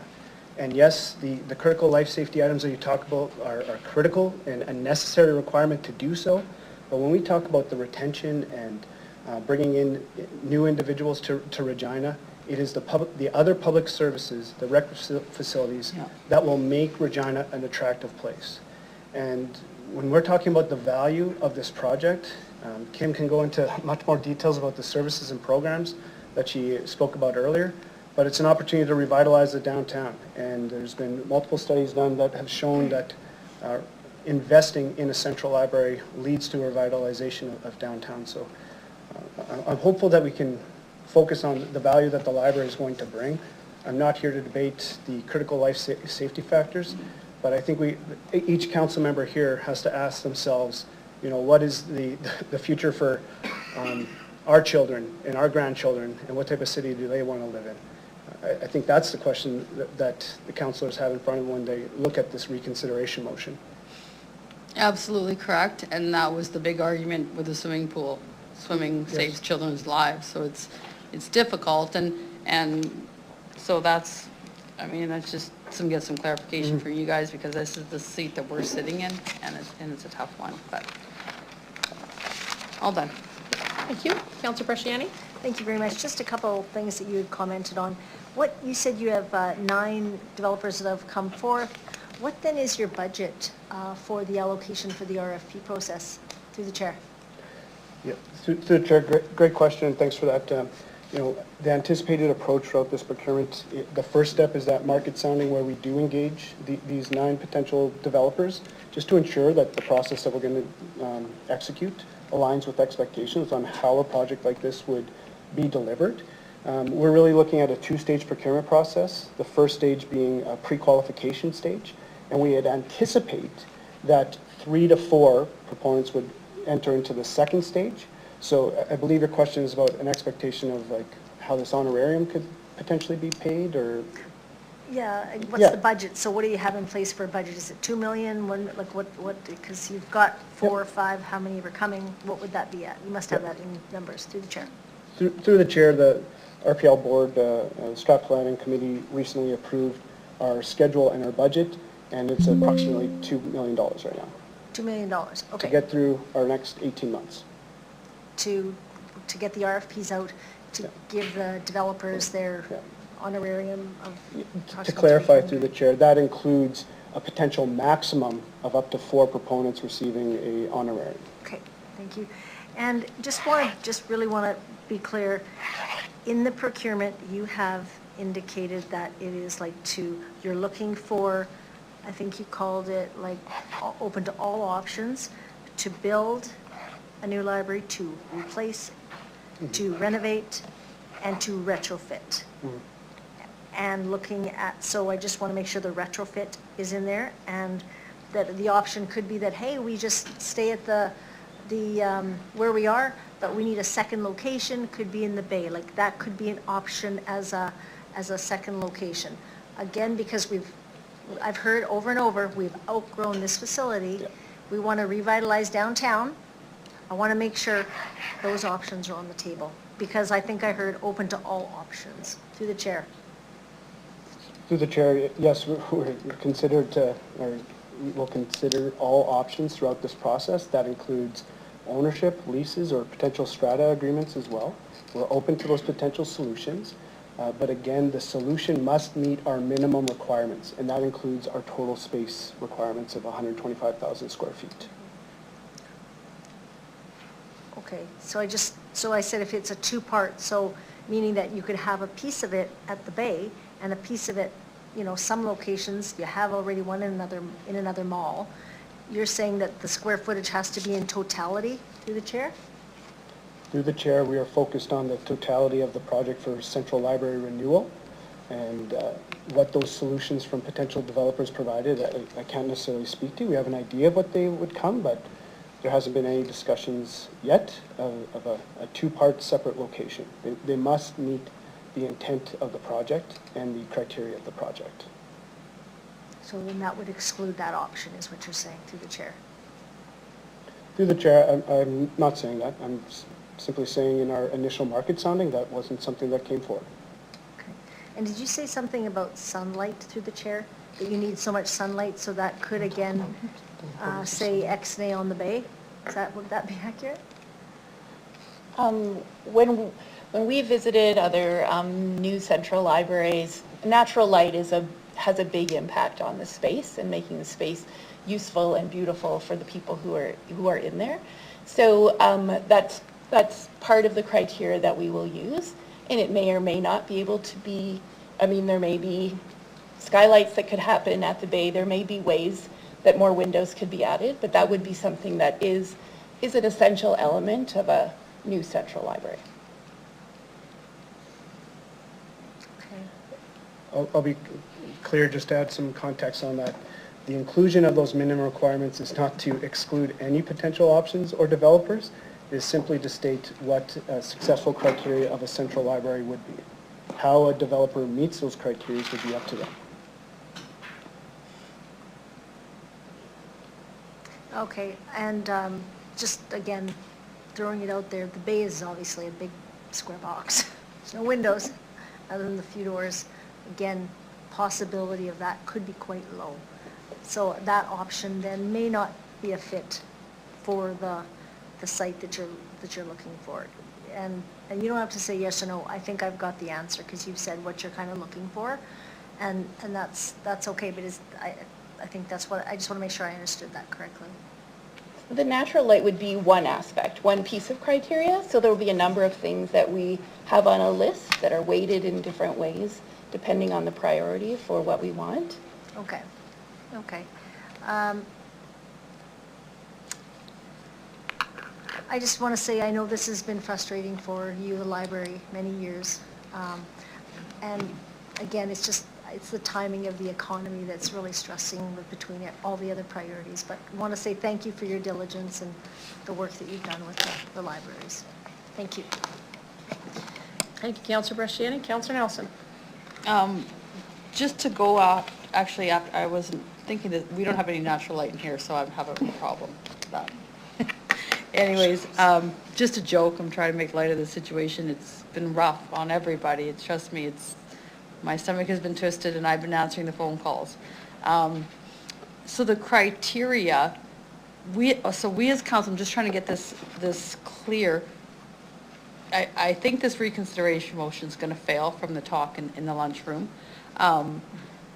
When we go, or when you guys go to this RFP and you pick the site, or you pick how you're going to move forward, do we as council get to see your options, or how will this be, because we're talking about the boards, it's your responsibility, you've been bearing the weight of all this money, and it's you and so forth.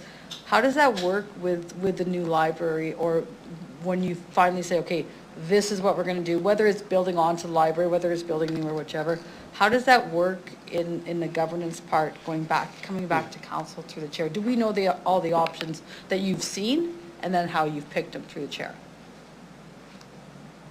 Go ahead. Yeah, sorry, through the chair, as far as the evaluation criteria and the acceptance of this, that does lie back on RPL board. Okay. I'll repeat the answer I gave back on July 9th as well. The board will certainly look at considerations of what the expectations are to be presented back at that time, but ultimately the selection of that will fall back on the board within the successful criteria of the project. And can I just, sorry, yeah. I just want to add, what we talked about in terms of proposals for the RFP process from developers was that there would be stakeholder engagement involved in that process. And so they would be required to, I'm maybe not using the right words, Mitch can help, but they would be required to engage with stakeholders, to talk about what a design means, or what the functional program means, or what things look like. So if you're looking for some kind of a process where the taxpayer has the opportunity to get some insight into what things might look like, then yes, that would happen. Okay, so you'll put it out to, okay, and then what'll happen is the board, I just want to clarify this, the board will make the final decision with they gathered as to what they're going to do with the new library, and the other options will never be seen by council. Am I correct in understanding that through the chair? Through the chair, all submittals of the proposals would be the property of RPL and the RPL board. Okay. As through their governance. Okay. I think we are open with the RPL board to work with the council members that sit on that board to confirm what is most appropriate to be shared when we do come back to confirm that selection, as well as providing the updated financials at that time. Okay, so the two councillors will see the options. Okay, that's great. I just wanted to clarify that. Thank you. That's all I have.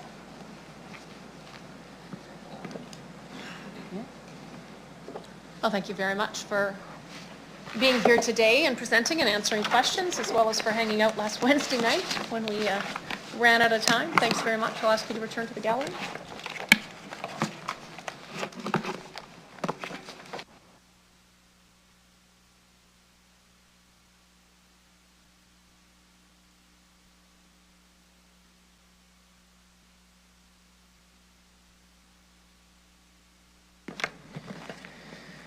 We have communications on motion MN 24-15. Can I have a motion to receive and file the following communications? CP 24-94 from Dawn Severia, 2495 from Jeannie Ma, and 2496 from Tony Plater of the Chamber of Commerce. Can I get a motion?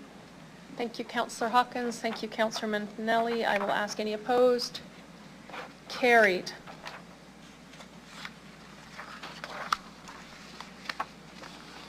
We'll now consider motion MN 24-15, reconsideration of motion adopted on July 9th, respecting the renewal of the Central Library. Councillor Nelson, can you please introduce the report? Thank you, Mayor Masters. It was a decision by the three other councillors, based on the fact there were 7 people around this table making a decision that was going to affect all of us at $120 million. We're asking that this be reconsidered. We're asking that this be pushed an extra 3 months to when we have all the information and all the capital project. We spent, I think it was $500,000 on the Catalyst Committee to do the work that they did, and they came up with not the Central Library being number one, So what the councilors and I, Councilor Bricciani and Stadinchuk and Skiniak had thought that there's 7 people around the table. The Catalyst Committee, taxpayers paid $500,000 or $475,000 for the Catalyst Committee to do the work, to bring these projects forward, to do the consultations, to do all that stuff. And the pool was always the number one. Pool was the number one. We came with a budget, administration said, this isn't a final budget. We understand that this is the number one priority, the number one capital project, but we don't have a final number. Can you please just hold off, councillors, to make a decision until we have all the final numbers? They've come back to us with another number that I think was an extra $98 million onto the pool.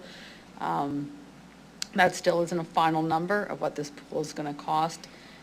And our belief was that it wasn't fiscally responsible to make a decision like this with 7 members around the table and us not having all the facts and all the money that's going to be tied up that we'll be asking the taxpayers for.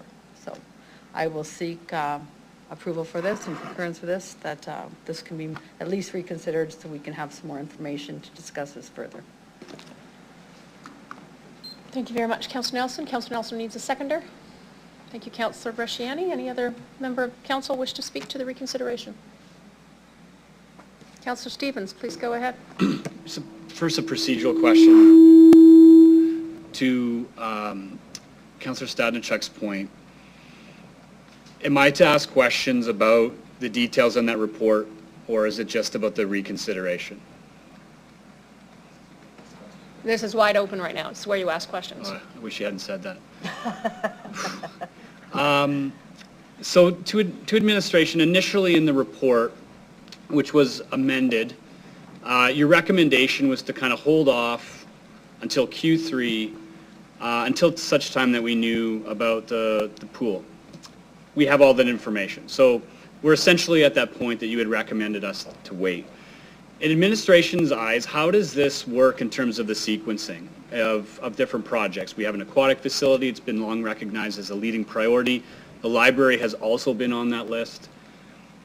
I don't remember it being we wait till one's done and then we start the other. So maybe you could comment on how do you think of this when it comes to financing and prioritizing different builds in the capital project? Mr. Schischler? Thank you, through the chair. Yeah, so good question. So I'm going to cover a couple points I think are important markers for us to have right now. So yes, you're correct. There are a number of things on the list. Over the summer, I can't remember which month it is. I'd have to look at the date, but somewhere in July or August, we brought a request forward to increase the debt limit. That discussion resulted in council approval to increase the debt limit and to come back for specific allocation or spending decisions at some time later. You're right, Councillor, we do know the current estimate on the pool, and that's tomorrow, discussion for tomorrow as well. So we do have that information, and that was the main intent, was to get to the fall so we could see what this picture is. In the report that we brought forward in the summer, we had listed a table where we said, you know, what do we have left for debt? And necessarily by making a table, you kind of make it sequential, but you're right, things can happen at once, or however we choose to deal with them. So right now, if we take what's already in the debt limit, I don't have that list of projects, plus the water network expansion, which is already approved and financing process underway as we speak, that brings us down to about 114 million in debt capacity remaining. So then you look at the Central Library Renewal Project, right now approved up to 119. That would take us to negative 5 million. So we're out of debt capacity at that point. Or if you put the pool first, said, well, that's another 163 million, you're almost 50 million over your cap. So either way, you need to go secure a higher debt limit and secure that debt with council's approval to get there. And then beyond those two things, wastewater treatment plant, as you mentioned, various SAF projects, multipurpose event center, Ring Road, railway, they're all down the list, not approved, but they're sort of on there. But right now, as we were communicating with the Saskatchewan Municipal Board or internally, we would count that decision to advance the library as having consumed the remainder of our debt limit, even though we haven't advanced it yet and the building isn't approved, but because there's a decision of council to support that, it would be there. So it has that impact. It wouldn't, from a financial perspective, I mean, yeah, how you borrow the money, how you stage it out, what your costs are, there's order in time implications, but as far as considering how much debt or what have you, if your point was, it doesn't matter as much, I'd agree with you. Okay. Let's say, I'm not sure how some of my colleagues are imagining this, but let's say sequencing literally means wait till the pool's built, 5 years, 6 years, whatever it is. And let's say at that point we go, let's talk about the library. And based on history, would it be fair to say that the cost of building such a project will never go down and it'll just necessarily cost more 5 or 6 years from now than it would today? Through the chair, generally speaking, as we know, things go up over time. There are sometimes innovations. When I was a kid, a 3/4 of a liter glass bottle of Coca-Cola cost $4 or $5, for example. It's a lot cheaper now, but barring something like that in construction methods, yeah, it would be higher by whatever inflation and probably some specialty construction as well. And to that point, then we'd need to find 5 or 6 years of still kind of circling around whether or not we're going to rejuvenate a building, build new, at which time we have to find millions of dollars to keep the status quo operational in terms of infrastructure deficit and so on. Is that correct? Through the chair, yeah, I'm not familiar with the exact risks and potential costs with the library that much, but yeah, with an older facility that has challenges, and I know some were noted in the original report, whether those things come to fruition or not, we'd find out, but we'd be carrying those risks. So yeah, you'd want to balance future potential increased costs versus what it may cost you to keep things going at an acceptable level in the interim. Okay. Last question, just so I understand and make sure there's an alignment between how the library envisioned this going forward and me in the report. You know, we've already committed to going ahead with this, the reconsideration paused that, but if we say no to this and the train continues down that track, they then have the library has the confidence to go out to the market and look for estimates for some new project. There's consultation, but the mill rate still needs to be considered and approved in the budgeting process 2025-26, correct? Through the chair, yes. Okay. And so it will necessarily be another council that has to take this from the starting point and to the next step. Through the chair, yes, that's correct. Great, thank you. I'm in support of the library going ahead. This has been something that's been circulating way too long. Councillor Stevens. Councillor Stanachuk, please go ahead. Okay, thank you. Through the chair, I guess the most important question to me is whether or not there's any risk to the indoor aquatic facility that the Saskatchewan Municipal Board won't approve our debt increase, limit to our debt increase. And, you know, so what that means to that project. Through the chair, I'll take a stab at it. It's a bit speculative because we don't know what they may or may decide. We are just finalizing. We've had initial conversations, some initial exchange of information. We are finalizing our sort of formal letter of application for the council-approved debt increase that was approved over the summer. That request, should it be approved and should everything carry on, and council approvals for establishing new debt for the pool and potentially the library, would cover those and would leave about just north of 60 million in debt capacity for the city at the current estimated values. That's what it would be. I guess the risk, it's a bit, I'm not 100% on this, but I'm not sure that one or other approval of projects necessarily impacts the decision of the municipal board. I think they would look at it and say, you're doing infrastructure projects, what's the rest of your budget, what are you doing? So, for example, if the board came back and said, you know, you can have half of your request, obviously one of them would have to be cut until such time as we were able to get the remaining capacity, either through paying other debt down or a new request in the future. So it would be something along those lines. I'm not sure. You know, they both consume debt, and I'm not sure that which one really matters. It's how much you have available, if that helps. Through the chair, do because we haven't formally approved the financing for the aquatic facility, are we still going ahead, or is that pending a decision by this council?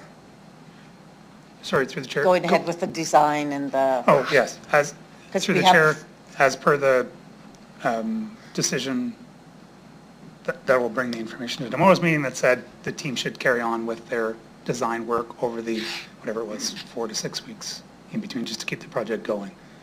So it wasn't a whole bunch of stuff, but it did keep things going on, yes. Right.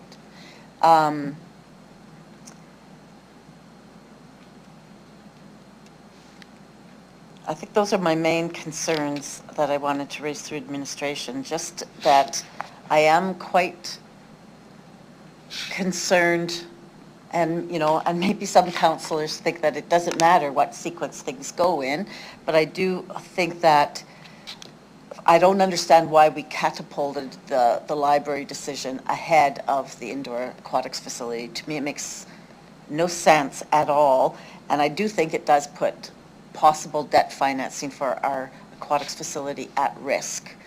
And that is the main reason that I support I would like to see a renewal of the library, because I think it is desperately needed. But I don't want to secure that before we have secured financing for the indoor aquatics facility. And that's why I think that we need to reconsider this. Once we hear from the Saskatchewan Municipal Board, I would say that that would be the appropriate time to discuss the debt for the library. So that's the position that I am taking. Thanks.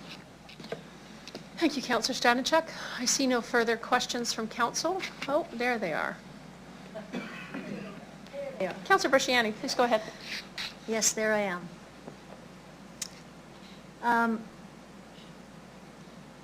I think one of the questions is, if we increase the debt limit, that debt stays with us and prevents us from doing other things if we need. Is that accurate? Because we'll have committed this debt to the library. Through the chair. Through the chair, the increase of the debt limit is just the increase of the debt limit. It doesn't, in and of itself, commit anything. Each use of that debt limit has to come back through council from administration for specific approval of the request to go get that debt, X dollars for project A, and then once all the terms are negotiated, a final confirmation from council. So I think I know where you're going, Councillor, but just to be clear, the request for additional debt limit does not cost us anything. We don't actually spend any of it without further, very precise, clear council approval. Right now, when the Saskatchewan Municipal Board is asking us, what are you already funding with that? How much do you have borrowed? What are the terms? What's next? What's approved by council to go forward? And what's sort of on the list but not yet approved but contemplated?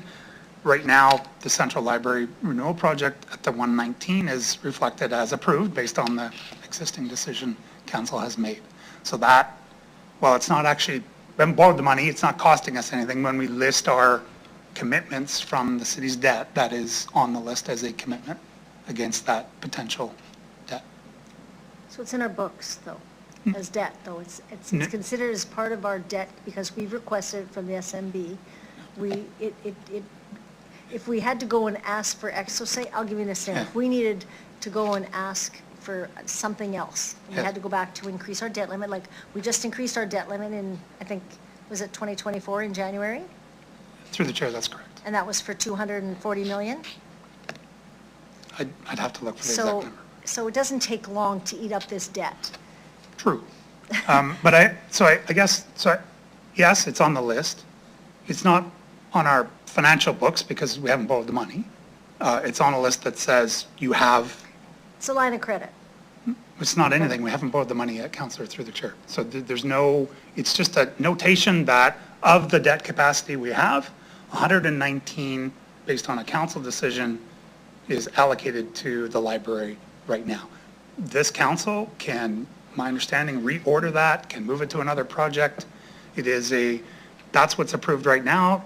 Other things are not yet approved or in different stages. So when you list out your current commitments, your potential commitments, and then what's further down the list, that's how you list them. But we have not borrowed a dollar. It doesn't cost us anything until we go to the market and borrow the money. Okay. I think you know where I'm going. The question I'm asking, though, is if we increase the debt limit, if we, a request, Right. and we actually use it, Yes. because we know that we just had to go back in January, we know that if the money's there, we'll use it. Because look at our list. Yeah, so through the chair, true, there are more things on the list than the already approved additional $230 million in debt limit increase. True. That said, yeah, do these projects add up to more than that? Yes, they do, all of them on the list. From a financial perspective, the specifics of what project gets funded first, we'd leave to prioritization from council, but it's, yes, you'd use it and it wouldn't be available for something else, but you could use it for any of those projects in whatever order makes sense. Right now, the library, because it's approved, sort of jumps up in priority. I sat on the Catalyst Committee. The commitment was never to prioritize these in first, second, or third. It was actually whoever comes forth with the money, that's how it would be considered. There was some economic spins around all of them, but it was whoever comes forth with some cash, that could be a priority. And interesting, the library comes forth with nothing and we increase the debt limit. My thing is, we all kind of agreed on a pool first. And now we're going to move and say, well, let's jump, like our priorities are all over the place. I think we've committed to a pool. We still have to see the size. We still have to see what that's going to look like. But I think first and foremost, we need to consider all of our financial implications of this motion. And that's why I think we brought it back.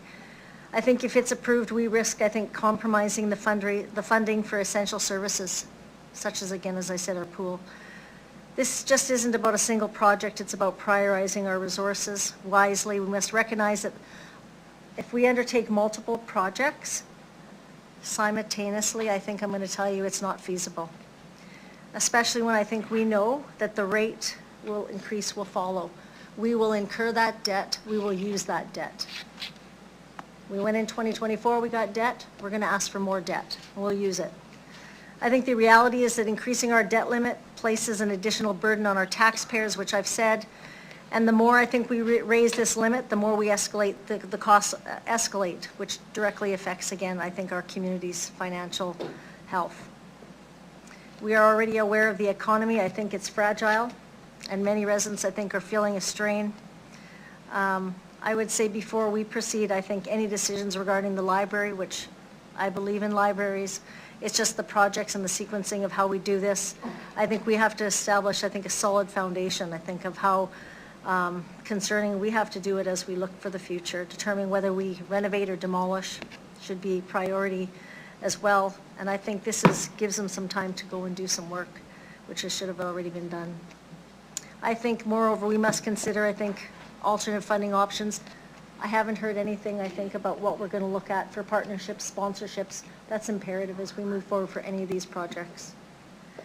So I think it's imperative that we reconsider this, and I think the timing of this, I think, unfortunately, politically, it's wrong. I always want to leave the next council in a better place. That's my job as a councillor. I don't think we will be. They're going to have to take on this debt and the decisions that we've made. That's tough. They can make the next decision in 6 weeks, 8 weeks when it comes forward. So I'll leave it there. Thank you very much. Thank you very much, Councillor Bresciani. Councillor Skidniak. Okay. My question might be to the solicitor. In terms of library documents, there's been some discussion about which ones would come to council and which ones wouldn't, and which ones would just go to the board and whoever's on the board from council. Does council have the right to request or to see any of the documents from the Regina Public Library Board through the chair? Ms. Williams, do you want to take that one?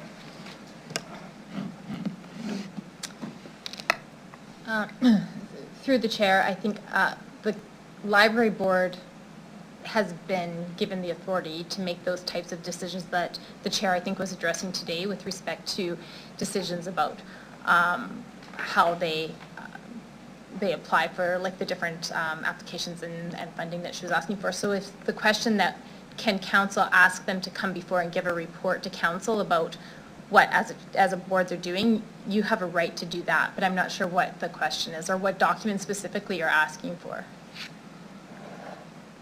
So as an example, so any, aside from coming to council, but just can council say we would like to see X report, Y report, or Z report? So for example, the RFP, if council requested that, would it be the library, at the library's discretion, or can the council say we need to see that document, just as an example? Because council doesn't direct the library operations, I don't think council can direct the library to come forward and bring a report. They can, or bring those reports forward to council for their inspection. They can ask the board to come forward with a report as to an update as to the progress of what's happening with respect to library operations and the process that they're going under. I don't think you have the authority to ask them to bring forward a report. You have the authority over the mill rate and what mill rate is approved in terms of how much money they're getting for those, for capital infrastructure and that kind of thing, but you don't, I think asking them to come forward and show you the RFP processes would be going beyond the authority that council has. Mm-hmm. What do I do if, like, since this meeting's been occurring, like there was a specific question asked about the RFP and whether it included renovating the existing site. We were told it did. I'm now looking at an RFP that indicates that it didn't. What am I supposed to do with that through the chair? Through the chair, I don't have the documents in front of me that you're reviewing or that you're looking at, and I find it very difficult to provide advice with actually seeing those documents. I'm sorry, so I'm not sure what it is that you're looking at. I do think you can ask the library chair to provide an update and a report as to what it is that they've been working on and what kinds of things that they've been reviewing. You can ask for that kind of information, but like I said, council doesn't direct the operations. You do have authority over approving a mill rate. If they come forward and ask for a particular mill rate, council has authority over that process. But directing any operations of the library is beyond that authority. I just wasn't sure and missed my opportunity. The question was asked and answered, and now I'm looking at something that tells me differently. So it's hard to know what to do with that. That's kind of, in terms of the reconsideration motion, I signed it, I support it. I do think, like, for the reasons that were already discussed here today, and I think what I just raised and is an example of some of either conflicting information that we currently have, as well as the missing information that was already noted by others. And, you know, I think that there is a good chance that this reconsideration motion is going to fail. I think that we've also heard from the community, like just in terms of this desire to have the current building renovated, it is an important question. Is this part of the RFP? Is this going to be considered? And now I feel that I don't have that certainty. And for all the other points that were already raised, I do support this reconsideration. I think that it is important that we make sure that we have the best information possible to make this decision. I think we've seen that we don't have that information. Delaying this for a few months to make sure that we're making the best decision that the next council is able to, I think is the best way of proceeding. It definitely is the way to proceed with good governance, and I think our residents want us to proceed one project at a time, not make a whole bunch of decisions on our way out the door with major financial repercussions when many folks are not even running again around this table. We need to slow down. Thank you. Thank you, Councillor Zucchini. Councillor Hawkins, please go ahead. Thank you, Mayor. I appreciate the work the library has done. I appreciate our discussion in council today and in the past. I want to make 3 points, really summarizing points that have already been made. The first is about the approach. Why this approach? And we got a very clear answer this morning in the statement that says this approach is allowing developers to bring forward solutions to us. Well, why that? That is so that we get a solution which is an efficient solution for the library and which is affordable. The library has said we would like the people who are going to be building this library to tell us what is possible. And when we know what is possible, I believe that we'll find out that we can build a wonderful library at an appropriate cost. I can imagine a number of scenarios. Maybe it'll be involved in some kind of partnership with a private sector party. Maybe there will be grant money become available. Maybe a whole bunch of things. But I am satisfied that once we make the solution with the possibilities on the table, we will get to an economic dissolution. And what will that mean? It will mean that the word debt limit and the variations we call it, debt limit, will be preserved. We will not have to, I believe, borrow up to our debt limit. We will start to think of this not so much in terms of a debt limit, which is not even on the books, but as an investment, which will secure our future and secure something vital for our city, which is the education and information exchange of our citizens, particularly our new citizens and our young people. The second question is, why not delay? We've delayed this for 15 years. The real question is why we didn't get on with it 5 years ago or 10 years ago when it would have cost much less. Costs are rising here, but the need is compelling, it's imperative, it's urgent, and that's why not the delay. Delay will introduce uncertainty, and uncertainty with this project is the last thing we need. And finally, I want to mention something that really hasn't been mentioned that goes beyond the library. When council, properly constituted, acts with a quorum to make a decision for which proper notice has been given, when council makes that decision, it commits itself. Not only the library, not only the developers who will build the library, but every citizen that relies on this council, and alters their positions on the strength of the commitments which this council makes. If we don't follow through on that commitment, we undermine the credibility of municipal government. We have made, after much consideration, much study, a commitment as a council to build a new library, to explore the options for refurbishing our library. That commitment binds us, and if we fail to honor that commitment, we dishonor ourselves and we dishonor municipal government. And that's why I will not support reconsideration. That's why I think our commitment is binding.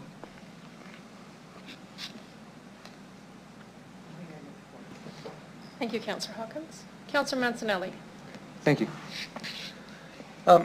Through the chair, I think there was a couple of fear-based questions asked, and I just want a bit of clarity.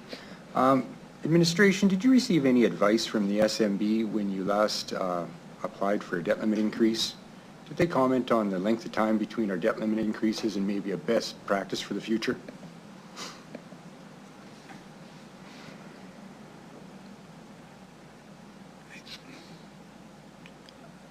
Do you guys, no? I'm not sure. I'm sorry, I'm trying to see. Ms. Crowler? Through the chair, yes, so the last time that we applied through the SMB, they had indicated that if we came back for our next debt limit increase, it would be sooner than the last time that we came back. They also indicated that we should have detailed project timeframes and how we're going to support the debt repayment for those projects and that debt at that time. So when we initially went, we had a list of projects prioritized, but we did not have any set timeframes, just anticipated. So we have a little more detail this time around, going back for our application. So. Thank you. Just for a point of clarity, you used the word sooner. From the first meeting that was expressed, I believe the word used was more frequently to align with our plans. Yes, is that correct? More frequently, that is correct. Okay. We didn't go back for approximately 10 years. Okay. Thank you. 10 years without a debt limit increase in a position that we can't really collect taxes ahead of time to save for a $120 million library, because I have to leave the residents money in their pockets to save for their own needs. That's why we have debt. One of the delegates used a great phrase, scarcity is a way harder problem to deal with than when you have abundance. And I'd just like to say that scarcity happens when leaders kick decisions down the road and don't deal with the problems at hand. If this problem was dealt with 15, 20 years ago when the asset management plan was first introduced and people decided that they didn't want a new library building, that would have been really a small investment to keep this library going at its size for 30 years to be used today without this discussion going. But instead of going and maybe looking to increase the debt limit, it was politically popular to just not talk about it and show good prudence by how carefully we can spend a dollar by ignoring everything and running away. Didn't matter what it was, we ran away. Not me. I wasn't in council at that time. And I'm not going to run away today. This isn't a popular decision. Times are tough. It sucks right now. I know, because I got to pay and pay and pay.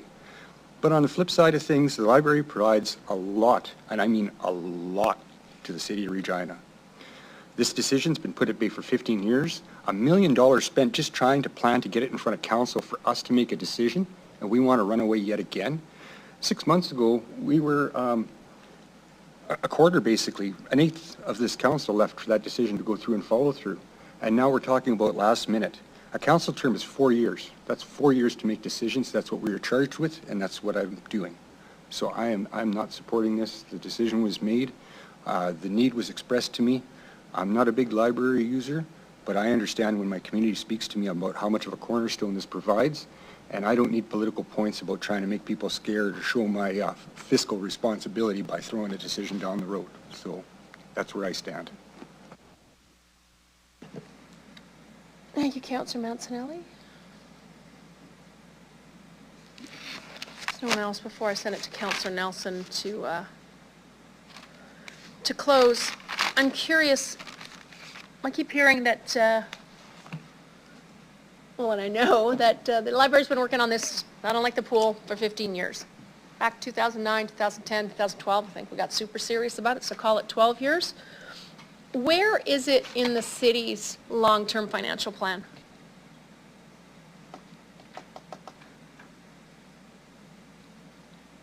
We do long-term capital plans. This is a long-term capital project that we are required by legislation to guarantee either the lease, the debt, the renewal, the renovation. I don't care what you call it. We're required to guarantee it. So where in the last, I'll even take 10 years, is the library as it relates to city capital and the necessity for debt? Anyone want to turn a light on? It's okay if you don't, I understand. Mr. Schischler? Apologies, Mayor, I don't know offhand.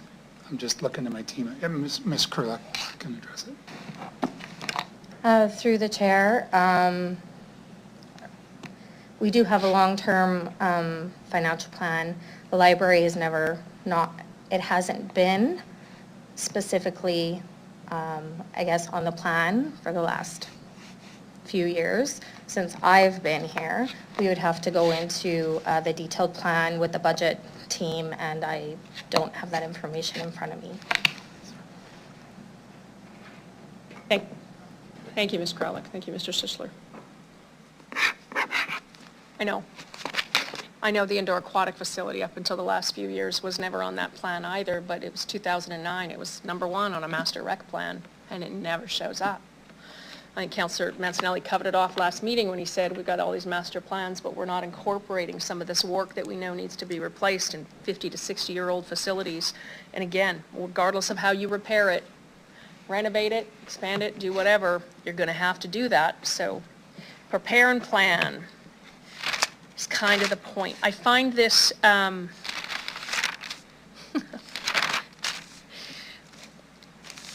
I share Marge Gaffigan, Chair, frustration in terms of the lack of planning and preparing, to Councilor Mancinelli's point, if we don't talk about it, nobody moved, nobody get hurt, and the amount of cleanup that this particular council has had to do.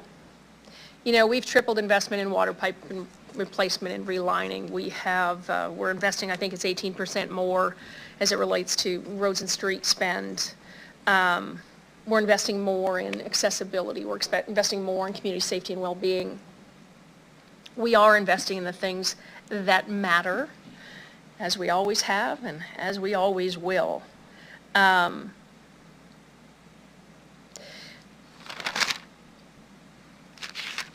Mr. Sichler, what do you make about the puzzle? I think Councillor Statichuk raises a good point. My understanding from the numbers that you have provided is we don't have enough debt limit right now to do a swimming pool, even if we wanted to. Through you, Mayor Masters, based on the current utilization of the current debt limit, including the water network expansion, which has been approved and is debt finance is underway, we're actually, we have 114 million in capacity as of a couple months ago. It could be a little bit different, but give or take. So technically, we don't have enough for either one of the two projects that are being discussed here, but I mean, the principal have drawn down that amount for the 5 million shortfall on the library, but yes, you're accurate.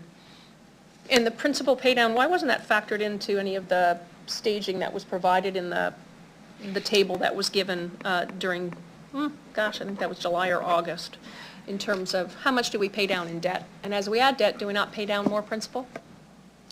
I'm not, through you, I'm not sure what, sorry, I didn't read that particular report. Are you talking about the debt report or the initial library report? Initial report that administration had listed off kind of those bigger projects that we were looking at and the debt utilization, but they were staged out over years because to Ms. Kralik's point, I think that's what the Saskatchewan Municipal Board has asked for as it relates to our borrowing, that we actually provide detail. But there was no accordance given to what the pay down in debt is each year. So I'll start and then maybe Ms. Kralik calendar may add to it. Generally speaking, yeah, I mean, the principal comes down. If you borrow money for 30 years, you're paying the interest every year, of course, and whether it's in a sinking fund or whether you've got an advertising product, give or take, you're paying down 1/30 of the balance every year in principal. I don't know. Ms. Callender has something to add, Mayor Masters. Yeah, for simplicity in the report, we just showed the gross amount of the debt that was required and compared to the current debt limit. We've got models that we've used where the debt is amortizing over the course of the years. All right, I appreciate that. Thank you so much. All right, I got time. So I revisited our Catalyst report for fun, and there were things that we were supposed to do to plan and prepare. And the thing that I keep coming back to is this pool has taken us 3 years to get to a decision point on financing, which will ultimately hang on the Saskatchewan Municipal Board, which is fine. It's taken 3 years to get to the planning and preparing, and We are supposed to be ready to respond, understand the lands, be ready to respond, commitment and investment for everyone. I'm going to tell you that I was approached over the last 3 years to push the pool and the library down the project list so that the arena could go first. And I held firm. The pool goes first. And we are far closer to a pool. In fact, we're probably a couple weeks away from that decision. But the library was always intended to be second. And in order for them to plan and prepare, they need a commitment for the debt set aside. You heard it. It has never been considered in the last 10 to 15 years as an obligation on behalf of the city, and yet an obligation it remains. We're not borrowing the money, but we do have to set aside a portion of our debt as it relates to the library so that they can do the work that they're legislated to do. And to not plan and prepare, to not be ready, to not have something to take to private industry or to be ready for other grants or potential funding from other levels of government. We're talking about years worth of planning, and one never knows what buckets of money open up at the federal and provincial level. Not making a decision is making a decision. And I don't have a fear about making the city better, but most importantly, I do not have a fear about planning and preparing. Of just making a commitment to what it is that we're elected to do. And that is to allow the library to move forward because their building is 60-some years old. It is part of our infrastructure deficit. It falls within that $1 billion that I heard me talk about before. It is infrastructure deficit that exists right now that we have an obligation to figure something out for. That's all we're doing, folks. We just want them to figure something out, and the decision on debt would come back, or a guarantee of a lease will come back to us at a future date. I think we are following the sequence of events. I think that the library is where we were with the pool when we dedicated $3.2 million in a budget for administration to go pursue what they needed to pursue back in 2021. That's where we are right now with the library. We're several years away from them being ready with a decision, and that will come back to council. Thanks very much. Councillor Nelson, close, please. I'm getting on my soapbox. I have sat around this table for 4 years almost. And it wasn't until last year when our new city manager came here to tell us what we're financially were really on the hook for and where we were really sitting. We were approving pools, we were approving this, we were approving that. None of us knew the financial trouble that we were in the city. None of us.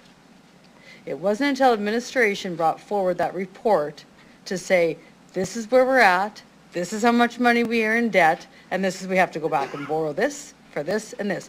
We made the commitments before we knew what we were in debt for. And that, oh, I'm not allowed to swear, that really makes me angry. So we're sitting here now we know how financially in trouble we are. Based on last council, not this council, and I think a few of us sitting around this table, we're here for a few councils. They didn't know the financial problems that we were in. We now know. And we're still going forward with all this stuff? Well, I'll tell you people, my ward is super angry that they're on the hook for a bunch of people's wish projects and promise projects and, well, this is what it was supposed to be done projects. We don't have one library in the city, you guys. We have like 8 libraries. My people in my ward, in Ward 7, don't go downtown to use the library. They go to their main library branch. They go to their schools. They go to their community centers. And you're asking people from all over Regina to improve one library. You're going to revitalize downtown. How the heck are you going to revitalize downtown when we don't have anybody living downtown? We need to reconsider this. We need to have all of the budget in process. Right now, we don't even know what we're going to ask for from the taxpayers. And yes, you know what? The taxpayer is me too, and my children, and my grandchild. We don't have that number. We don't even know the increase until budget time. How do you make a decision based on absolutely no information as to what we're going to be asking our taxpayers to increase their budget by next year? And I don't care if it's 71 cents. Add up what we pay the library every month on our water bill. Add up what we pay the schools every month on our water bill. It all adds up. And some of us sitting around this table are single moms.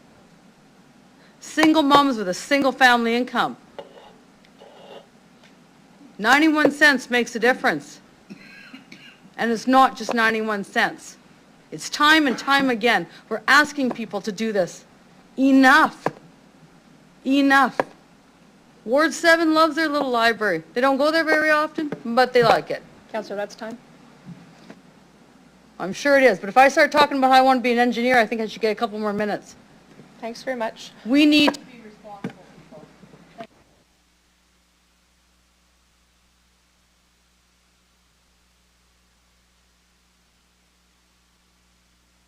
The vote to reconsider prior council approval vote of library funding. Yes supports the reconsideration. A no says no to the reconsideration.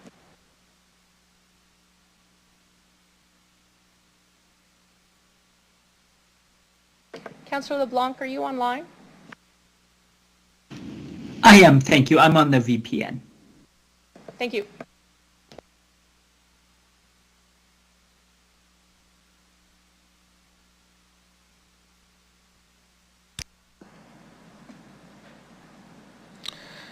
Mayor, the vote to reconsider has received 4 in favor, 6 against. Those voting in favor were Councillors Bresciani, Nelson, Zakidniak, and Stadenchuk. Voting against were Councillors Hawkins, Findura, Stevens, Mancinelli, LeBlanc, and yourself, Mayor Masters. The reconsideration vote has failed. Council, we've got a mandatory break in 2 minutes, so let's take it now. We'll be back at 2:43, and I'll just double check with the clerks if we can stay till 3 or 3:30. We'll get through another couple items. Thank you. 3:15 is the hard stop, so we can come back and have half an hour. Thank you.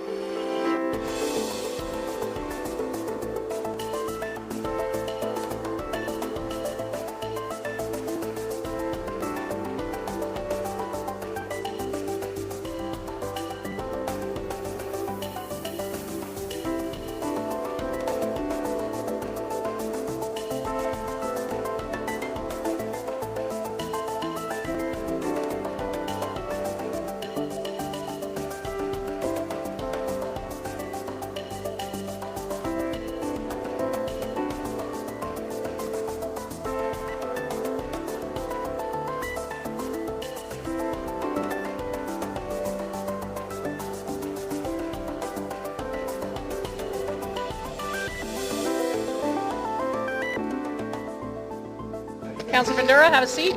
I got quorum.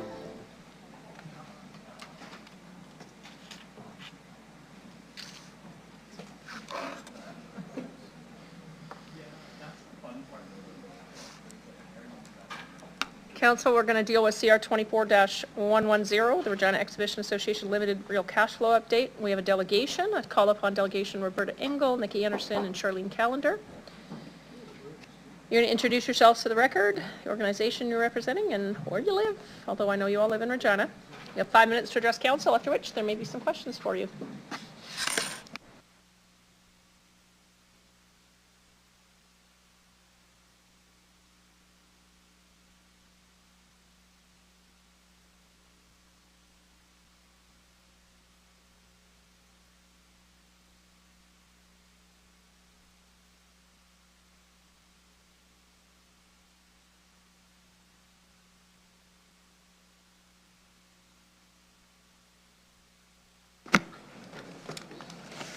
Good afternoon. My name is Rupert Engel. I work for the Regina Exhibition Association Limited, and I live here in Regina.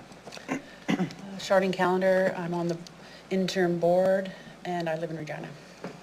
Nikki Anderson, interim chair for Real, live in Regina. So good afternoon, everyone. My name is Rupert Engel. I'm the acting president and CEO for the Regina Exhibition Association Limited, and on behalf of the interim board of directors and myself, we are very happy and thankful for this opportunity to speak to you today in response to City Administration's report, CR 24-110. Since June of this year, when the new mandate was approved by council, Real has been focused on stabilizing the business, working with the city to address Real's cash flow needs, and a recruitment of a new board that will have a focus on pursuing a refreshed business model. But before I get to the immediate need, it is important to share the path that Real has been on since 2014. Real's operational profits started to decline as early as 2015, and by 2019 had reported a decline of $1.7 million. This decline in operational profit accelerated in 2020 with the onset of the pandemic, and by 2024 had accumulated a total of $13 million in operational losses over 10 years. Over this same time period, Real repaid $11.4 million in principal payments, $2.3 million in interest towards the existing debt. So for a total of $26.7 million, cash used to cover operational losses, repayment of debt, and interest was funded essentially by $12 million of new term loans, Sue's funding of $8 million, and the drawdown on our line of credit of $6.7 million. Essentially, Real has been covering its operating losses and some of its debt repayment by acquiring more debt. We are here today requesting $4 million in operational funding to get Real to the end of March 2025. This shortfall is required because Real will very soon maximize its line of credit and can no longer fund its operating losses with debt. We are currently working on a 2025 budget and have updated cash flows requirements with respect to 2025 budget discussions.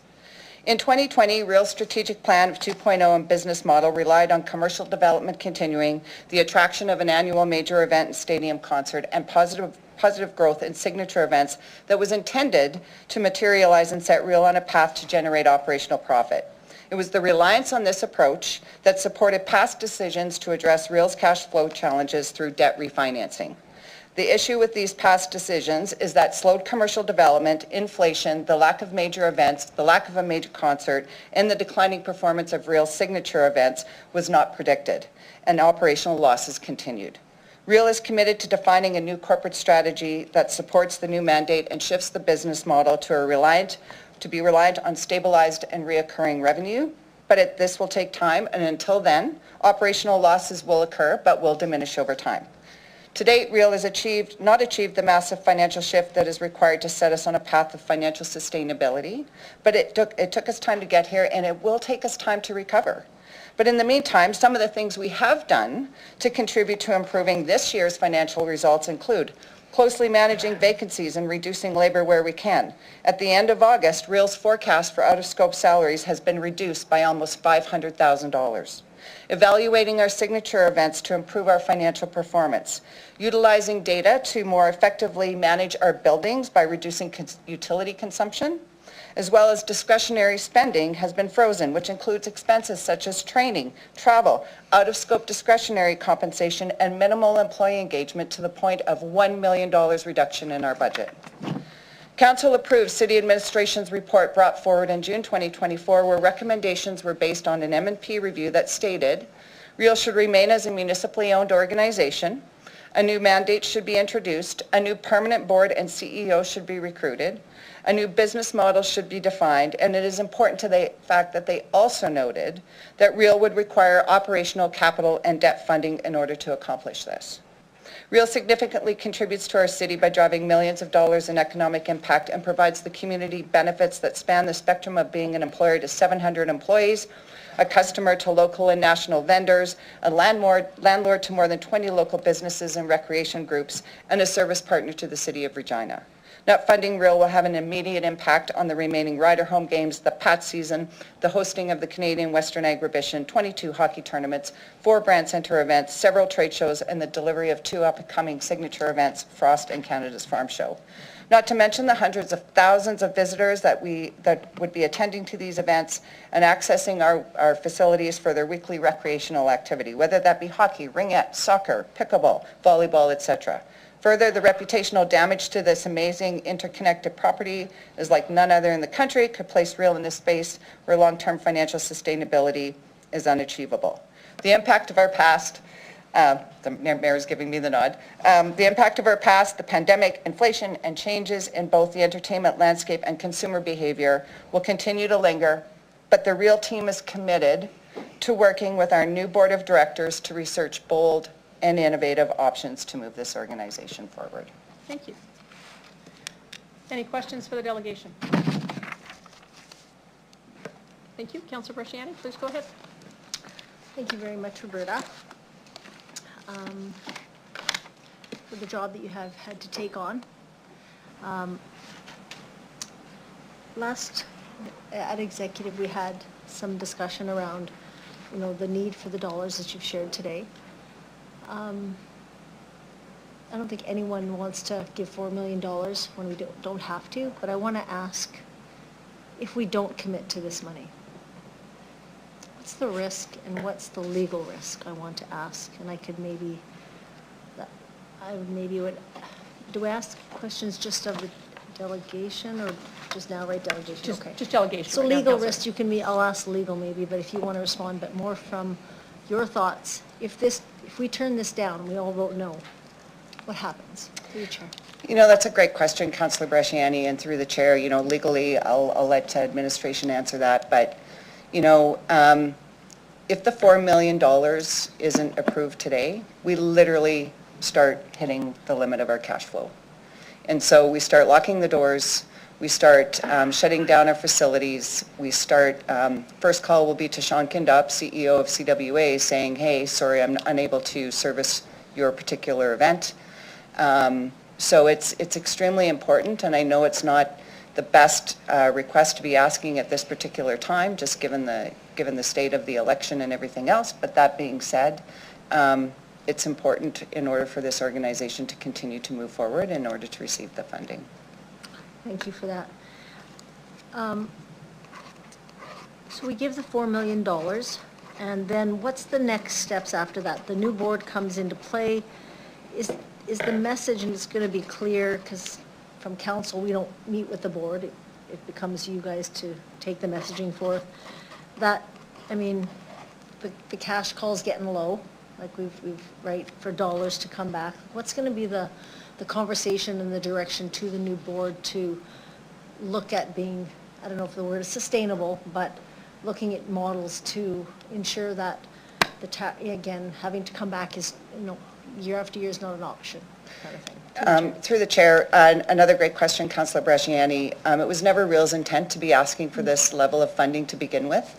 I think when we set the 2.0 commercial development plan, that was supposed to be generating us some good revenue by now with the investment on our property. Lease, for example, the McDonald's lease, some of those development on that land would provide us that more reoccurring stabilized revenue at a very high margin. That being said, commercial development has slowed. our signature events haven't been performing. And so under the M&P report, I believe work will begin very, very quickly with the new board to start thinking and reimagining our organization and what that looks like. And where do we look for more reoccurring revenue, and how do we take advantage of getting some of our leases up to market rate as stated in the M&P report as well. And so that's going to take some time. They're going to be onboarded in the next month, but it's not going to turn around that by January 1 we're going to have a magical wand that's going to, generate the cash flow that we need. Working with the current interim board right now to build out a really good solid 2025 budget, and what that financial ask is going to be for operational funding going forward is ongoing and is in place. Thank you.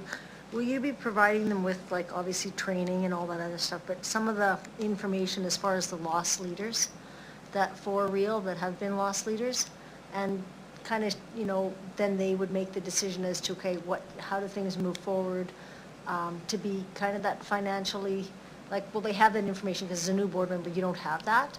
So will the board be providing that to, you, the director, I guess, or be providing that to the board to ensure that they have all that information as far as financially, what events do well, what, that kind of thing, so they can put a plan together and all that kind of stuff to understand it better?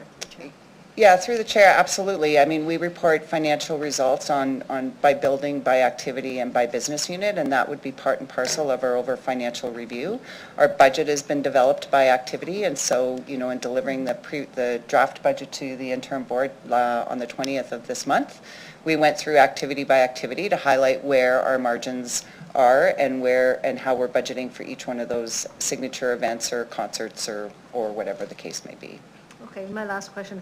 So this 4 million gets us kind of on a clean slate where there's no other money kind of owing, right? Is that right? It's like kind of $4 million kind of moves us in the right direction, that there's nothing outstanding. It kind of puts you on that level playing field. Yeah, another great question, because everybody's worried about liabilities that are out there that, that could come back. The $4 million is going to go towards reducing our line of credit, so giving us some room in there. It'll take us to March of 2025 based on the information we know today. You never know when things might change, but based on the best information that we have, it'll take us through to March 2025, of which during the new budget process, we'll be coming forward with another formal budget ask and potential additional funding. That's all I have. Thank you very much. Thank you very much. Any other questions from council? Thank you. Councillor Zakidniak, please go ahead. Thank you. So unfortunately, I wasn't here when this was discussed at executive, so I do have all of my notes from last time. I believe in the report it says that REAL's budget is to be submitted by September 27th. Is that accurate? That is correct. And so it is my understanding that our city budget, our city budget's not going to be finalized before the beginning of next year. If you submit your budget by September 27th and we're not finalizing the 2025 budget till early 2025, does that create the opportunity that your budget wouldn't be current by the time we were finalizing our city budget? Through the chair, so yes, our budget was due on September 27th. Given that this report had been pushed to October 1, we respectfully requested an extension from city administration until October 7th to submit our formal budget. But yes, you are correct. I believe that there's an opportunity for us to continue to monitor that budget and add in, should a major stadium concert come to the city, we do have a hold in the stadium, so that's a good news story. But if it does come to fruition, we would be able to update our budget, and I believe, depending on where we're on the budget process, submit an updated budget through to the city. So although I would have city administration clarify that process. So you gave a scenario where you could submit an improved budget, but conversely, you could also submit a budget with where you needed additional money. Through the chair, absolutely. Okay.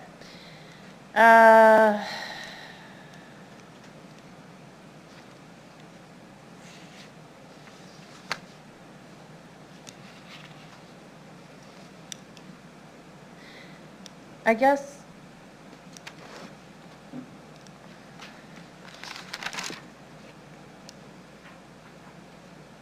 trying to think of how to ask this question.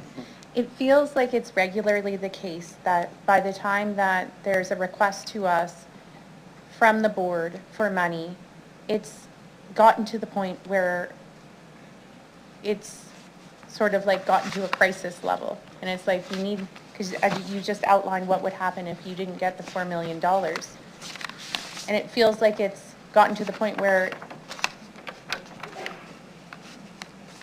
we do, if we say no, all these really bad things will happen. Why does it get to this like crisis level situation where it's like, if you don't give us this money, we're gonna have to start shutting down operations? Like, why is it the case that that's my sense of what's been occurring? Through the chair. So in November, when Real originally delivered our budget, we brought forward a financial loss of 2.2, looking for $2.2 million in funding. Through the work of our interim board, we also came back in December saying, you know what, it's really 2.8 million. And so what was approved at that particular time was $2 million in operational funding. So we were already $800,000 below the funding that we needed. The idea that the city was going to fund our debt payments and our capital payments, we felt that potentially that could support us through the balance of 2024 in financially funding our organization. That being said, I also shared in the budget letter to city administration that we were going to be $1.1 million potentially overdrawn in our line of credit at that particular time. But as I had mentioned in my notes earlier, that we really were supporting and believing that our signature events were going to generate that profit and cash that we needed it to.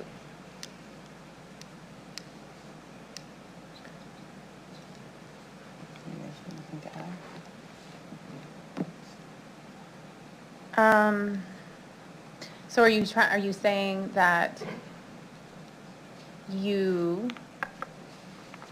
I think you're saying you warned that this might happen, but how did it reach a crisis point? And maybe I missed the response to that. Yeah, and through the chair, thank you for the follow-up question, because one of the things that we were reliant on too, or we were unsure of, is if you recall, M&P brought forward a report in November, and there was going to be a further analysis and review of Real as an organization. And so once that report came forward with some further direction, I think that's when we, as an organization, started to really, not really, because we've always tried to manage our financials to the best of our ability, but until M&P had come back and given us a result of their review, we were not yet ready to come forward with a $4 million ask at the time. Okay.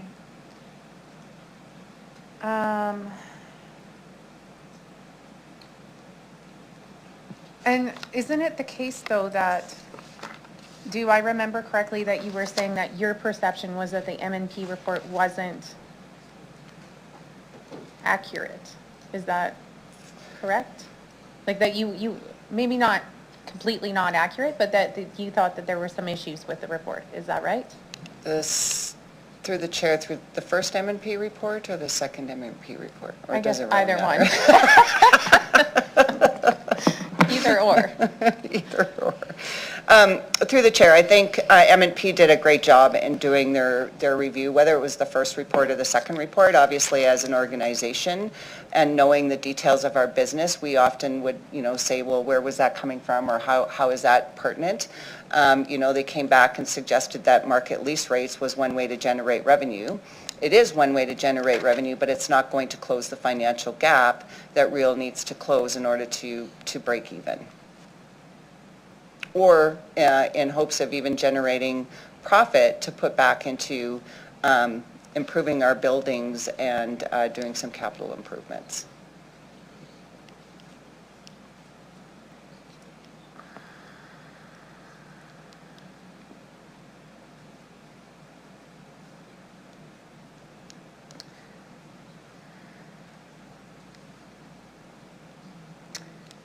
There will be still the opportunity to ask questions from administration. Okay, so I guess So just to make sure I understand, if you do not receive this $4 million request, I think you listed off a variety of possibilities. Do you actually know which things you would pursue, or you would have to, as a board, figure out, okay, now we have to figure out how to make up this 4 million, what's on the chopping block? Through the chair, so we had a really good decommissioning plan that was built during COVID, and we would reference that plan as to how to move forward with shutting down our buildings and shutting down our services. That being said, the immediate need around the corner are Rider Games, Pats Games, and CWA, which wasn't necessarily the case during COVID. So all of those would be shut down? Well, we provide all of the services we provide all of the custodial, food and beverage services, and security and parking services to the Pats Games, similar with CWA, and a portion of our services do service the Rider Games as well. Sorry, because I'm just pressing it because I'm actually trying to understand, because I'm struggling with this. And so if I say no, I don't believe it, the reason why I'm asking for more clarity is because it doesn't seem like everything at Real would all of a sudden then be shut down for 4 million. And I don't know, I'm not on the board, I don't have all the information. Yeah, through the chair, by the end of October, we reached our $6.8 million line of credit. So that means we have no more funding or money to make any bill payments or to operate. And have you identified any other option aside from yes or no from council, or shutting everything down? Through the chair, great question. We have followed up on certain options for payment deferrals on whether that be utilities, taking on payment plans for our insurance, so that we can minimize the need for immediate cash, but that just defers the cash to the following year. Okay, so there may be other options, but it would just defer the problem. Well, through the chair, we have exercised those options to assist with the cash flow challenge now. So there are no others, is that accurate? Correct. Okay, thank you. Thanks very much, Councillors Kiniak. I don't see any further questions from council, so thank you very much.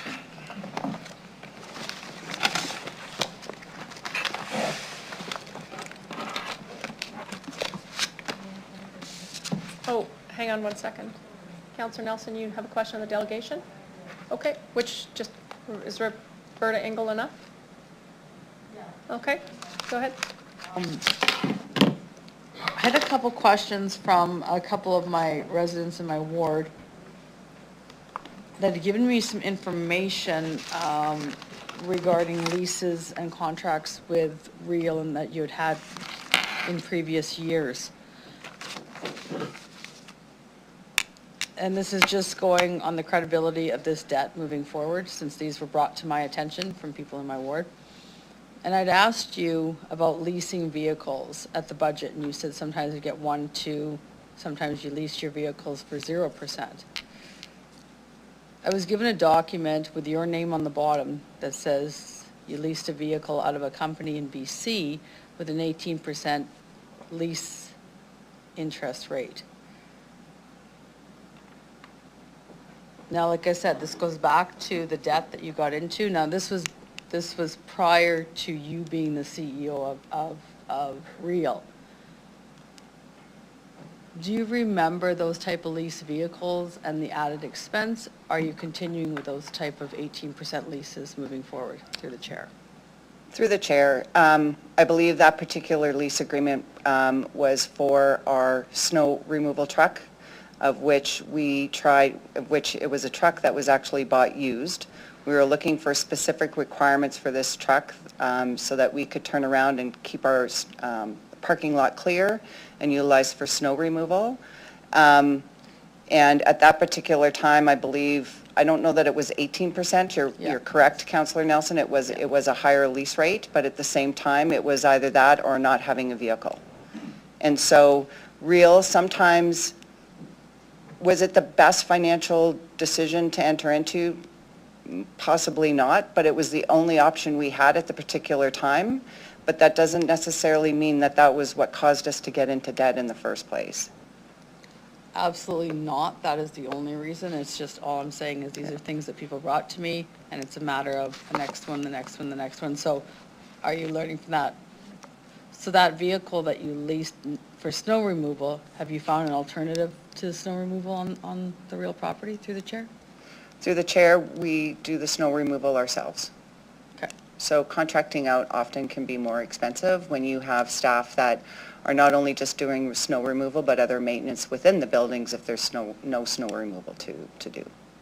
So that vehicle is not being used, or it is being used? It is being used, yes. Used by the Yeah, staff through the that you chair, have? yeah. Okay. I also had people reach out to me saying the contracts that you've been signing with Orange Crew, and there was one out of Fort Mac that was on the public records of a $99,000 HVAC company out of Fort Mac. Have you been hiring, or have you been had any more contracts with Orange Crew moving forward? Through the chair, no. It was a short-term contract. Okay, thank you, that's all I have.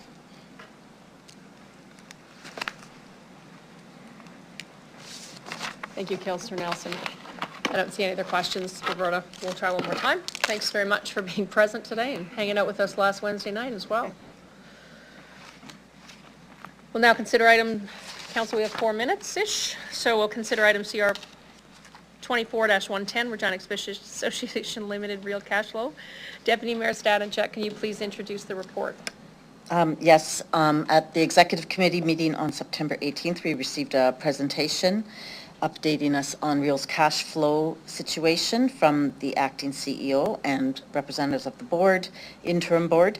There were numerous questions, fulsome discussion, and Executive Committee does recommend that Council approve the operating grant of $4 million to pay down the line of credit before the end of October. Thanks very much, Deputy Mayor. Can I get a mover on the report? Councillor Mancinelli, seconder. Thank you, Councillor Stadenchuk. Councillor Mancinelli, do you wish to speak to it? I guess looking at the repercussions of saying no to this, reflecting back on the executive community debate, looking at the time and knowing that this meeting has to have a hard stop, it's not really a decision I want to make or to spend more taxpayers' dollars towards this, but there's really no moves left on the board. This isn't much of a decision. We have to back up Real to follow through. 100 years of Real Plus have proven that, you know, there must have been problems and challenges before, and I think the only way to follow this through is to invest and allow them to find their way through the path today. That's all I got to say. Thanks. Any other member of council wish to speak? Councillor Sakidniak, go ahead, please.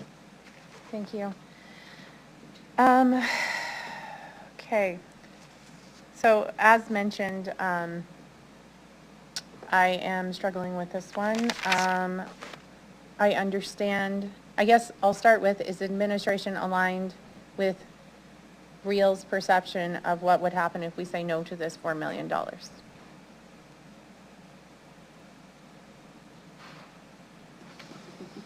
Through the chair, absolutely. And so to keep it simple, why is it coming to us as like, same question I asked, like as like a crisis, like $4 million that we start shutting stuff down? Like, how did it get to that crisis level before it came to council? Through the chair, I'll start, and then anyone else can jump in. I would say that council instructed administration to work with Real on restructuring debt, and it didn't take long to realize that it wasn't something we could just restructure. Like a credit card, if you run it up to its maximum and you have, as Real has had, an operating loss, so no way to pay for just that minimum payment, there's nothing else you can do. And so I would say that it was through administration working with Real on restructuring and really trying to understand cash flow that we realized fairly quickly that there would be no money for Real to pay bills come October. Mm-hmm. So assuming that you're also, so this didn't happen overnight, these problems, these financial issues at Real have been going on for years. They're just now fully coming out. Is that accurate? Like predate this council term on? Through the chair, yes. And I would say if you look at, COVID was really when it started deteriorating. And as the interim chair said, Real was funding operational losses with debt. I would say working capital was being covered by debt, and that comes out of the operating budget.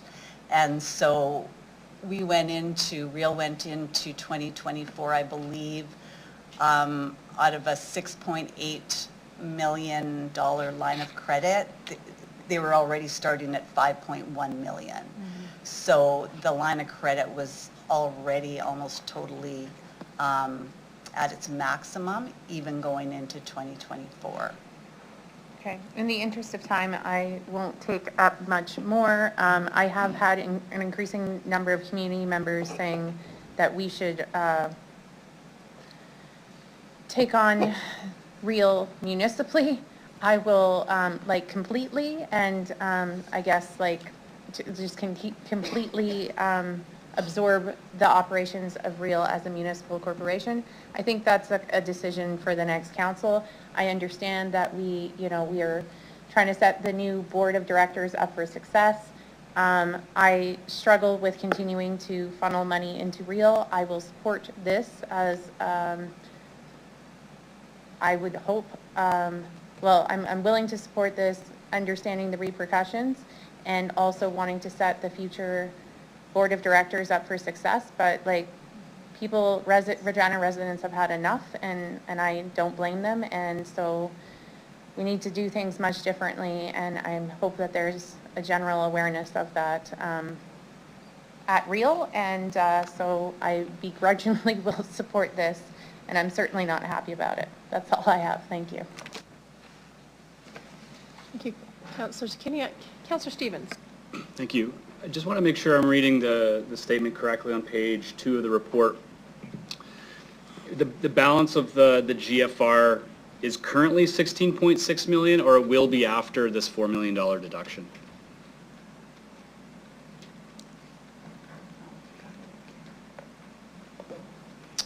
Through the chair, Ms. Krulak has that answer. Through the chair, this $4 million is not calculated as part of that 16.6. Okay, thank you. So we'll go down to 12.6, and based on what I'm hearing in the forecasting, it's quite likely, unless some economic miracle happens internally, and I hope it does, that there might be a request of an equal or greater magnitude, and then we're down to 8. So correct my forecasting there. Through the chair, just a point of clarification, do you mean the proposed deficit provided at mid-year, or the projected?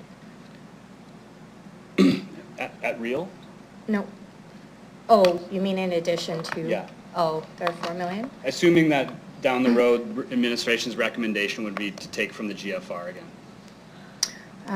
Through the chair, I would say that we would typically put that request through the 2025 budget request. Okay. Instead of automatically deferring to the GFR. Right, so it would, however we pay for it, cut somewhere else or mill rate, correct? That's correct. Okay, that's all I need, thank you. Thank you very much, Councillor Stevens. Seeing nothing further. Councillor Mancinelli, you wish to close? Just a comment. Councillor Stevens' comment about the replenishment of the GFR. There was a motion that has been going through for the investment income to replenish the GFR and the asset revitalization reserve. So just thought I'd mention that as pertinent to your question, and I support this. Begrudgingly. Thank you. Clerks, can you start the vote?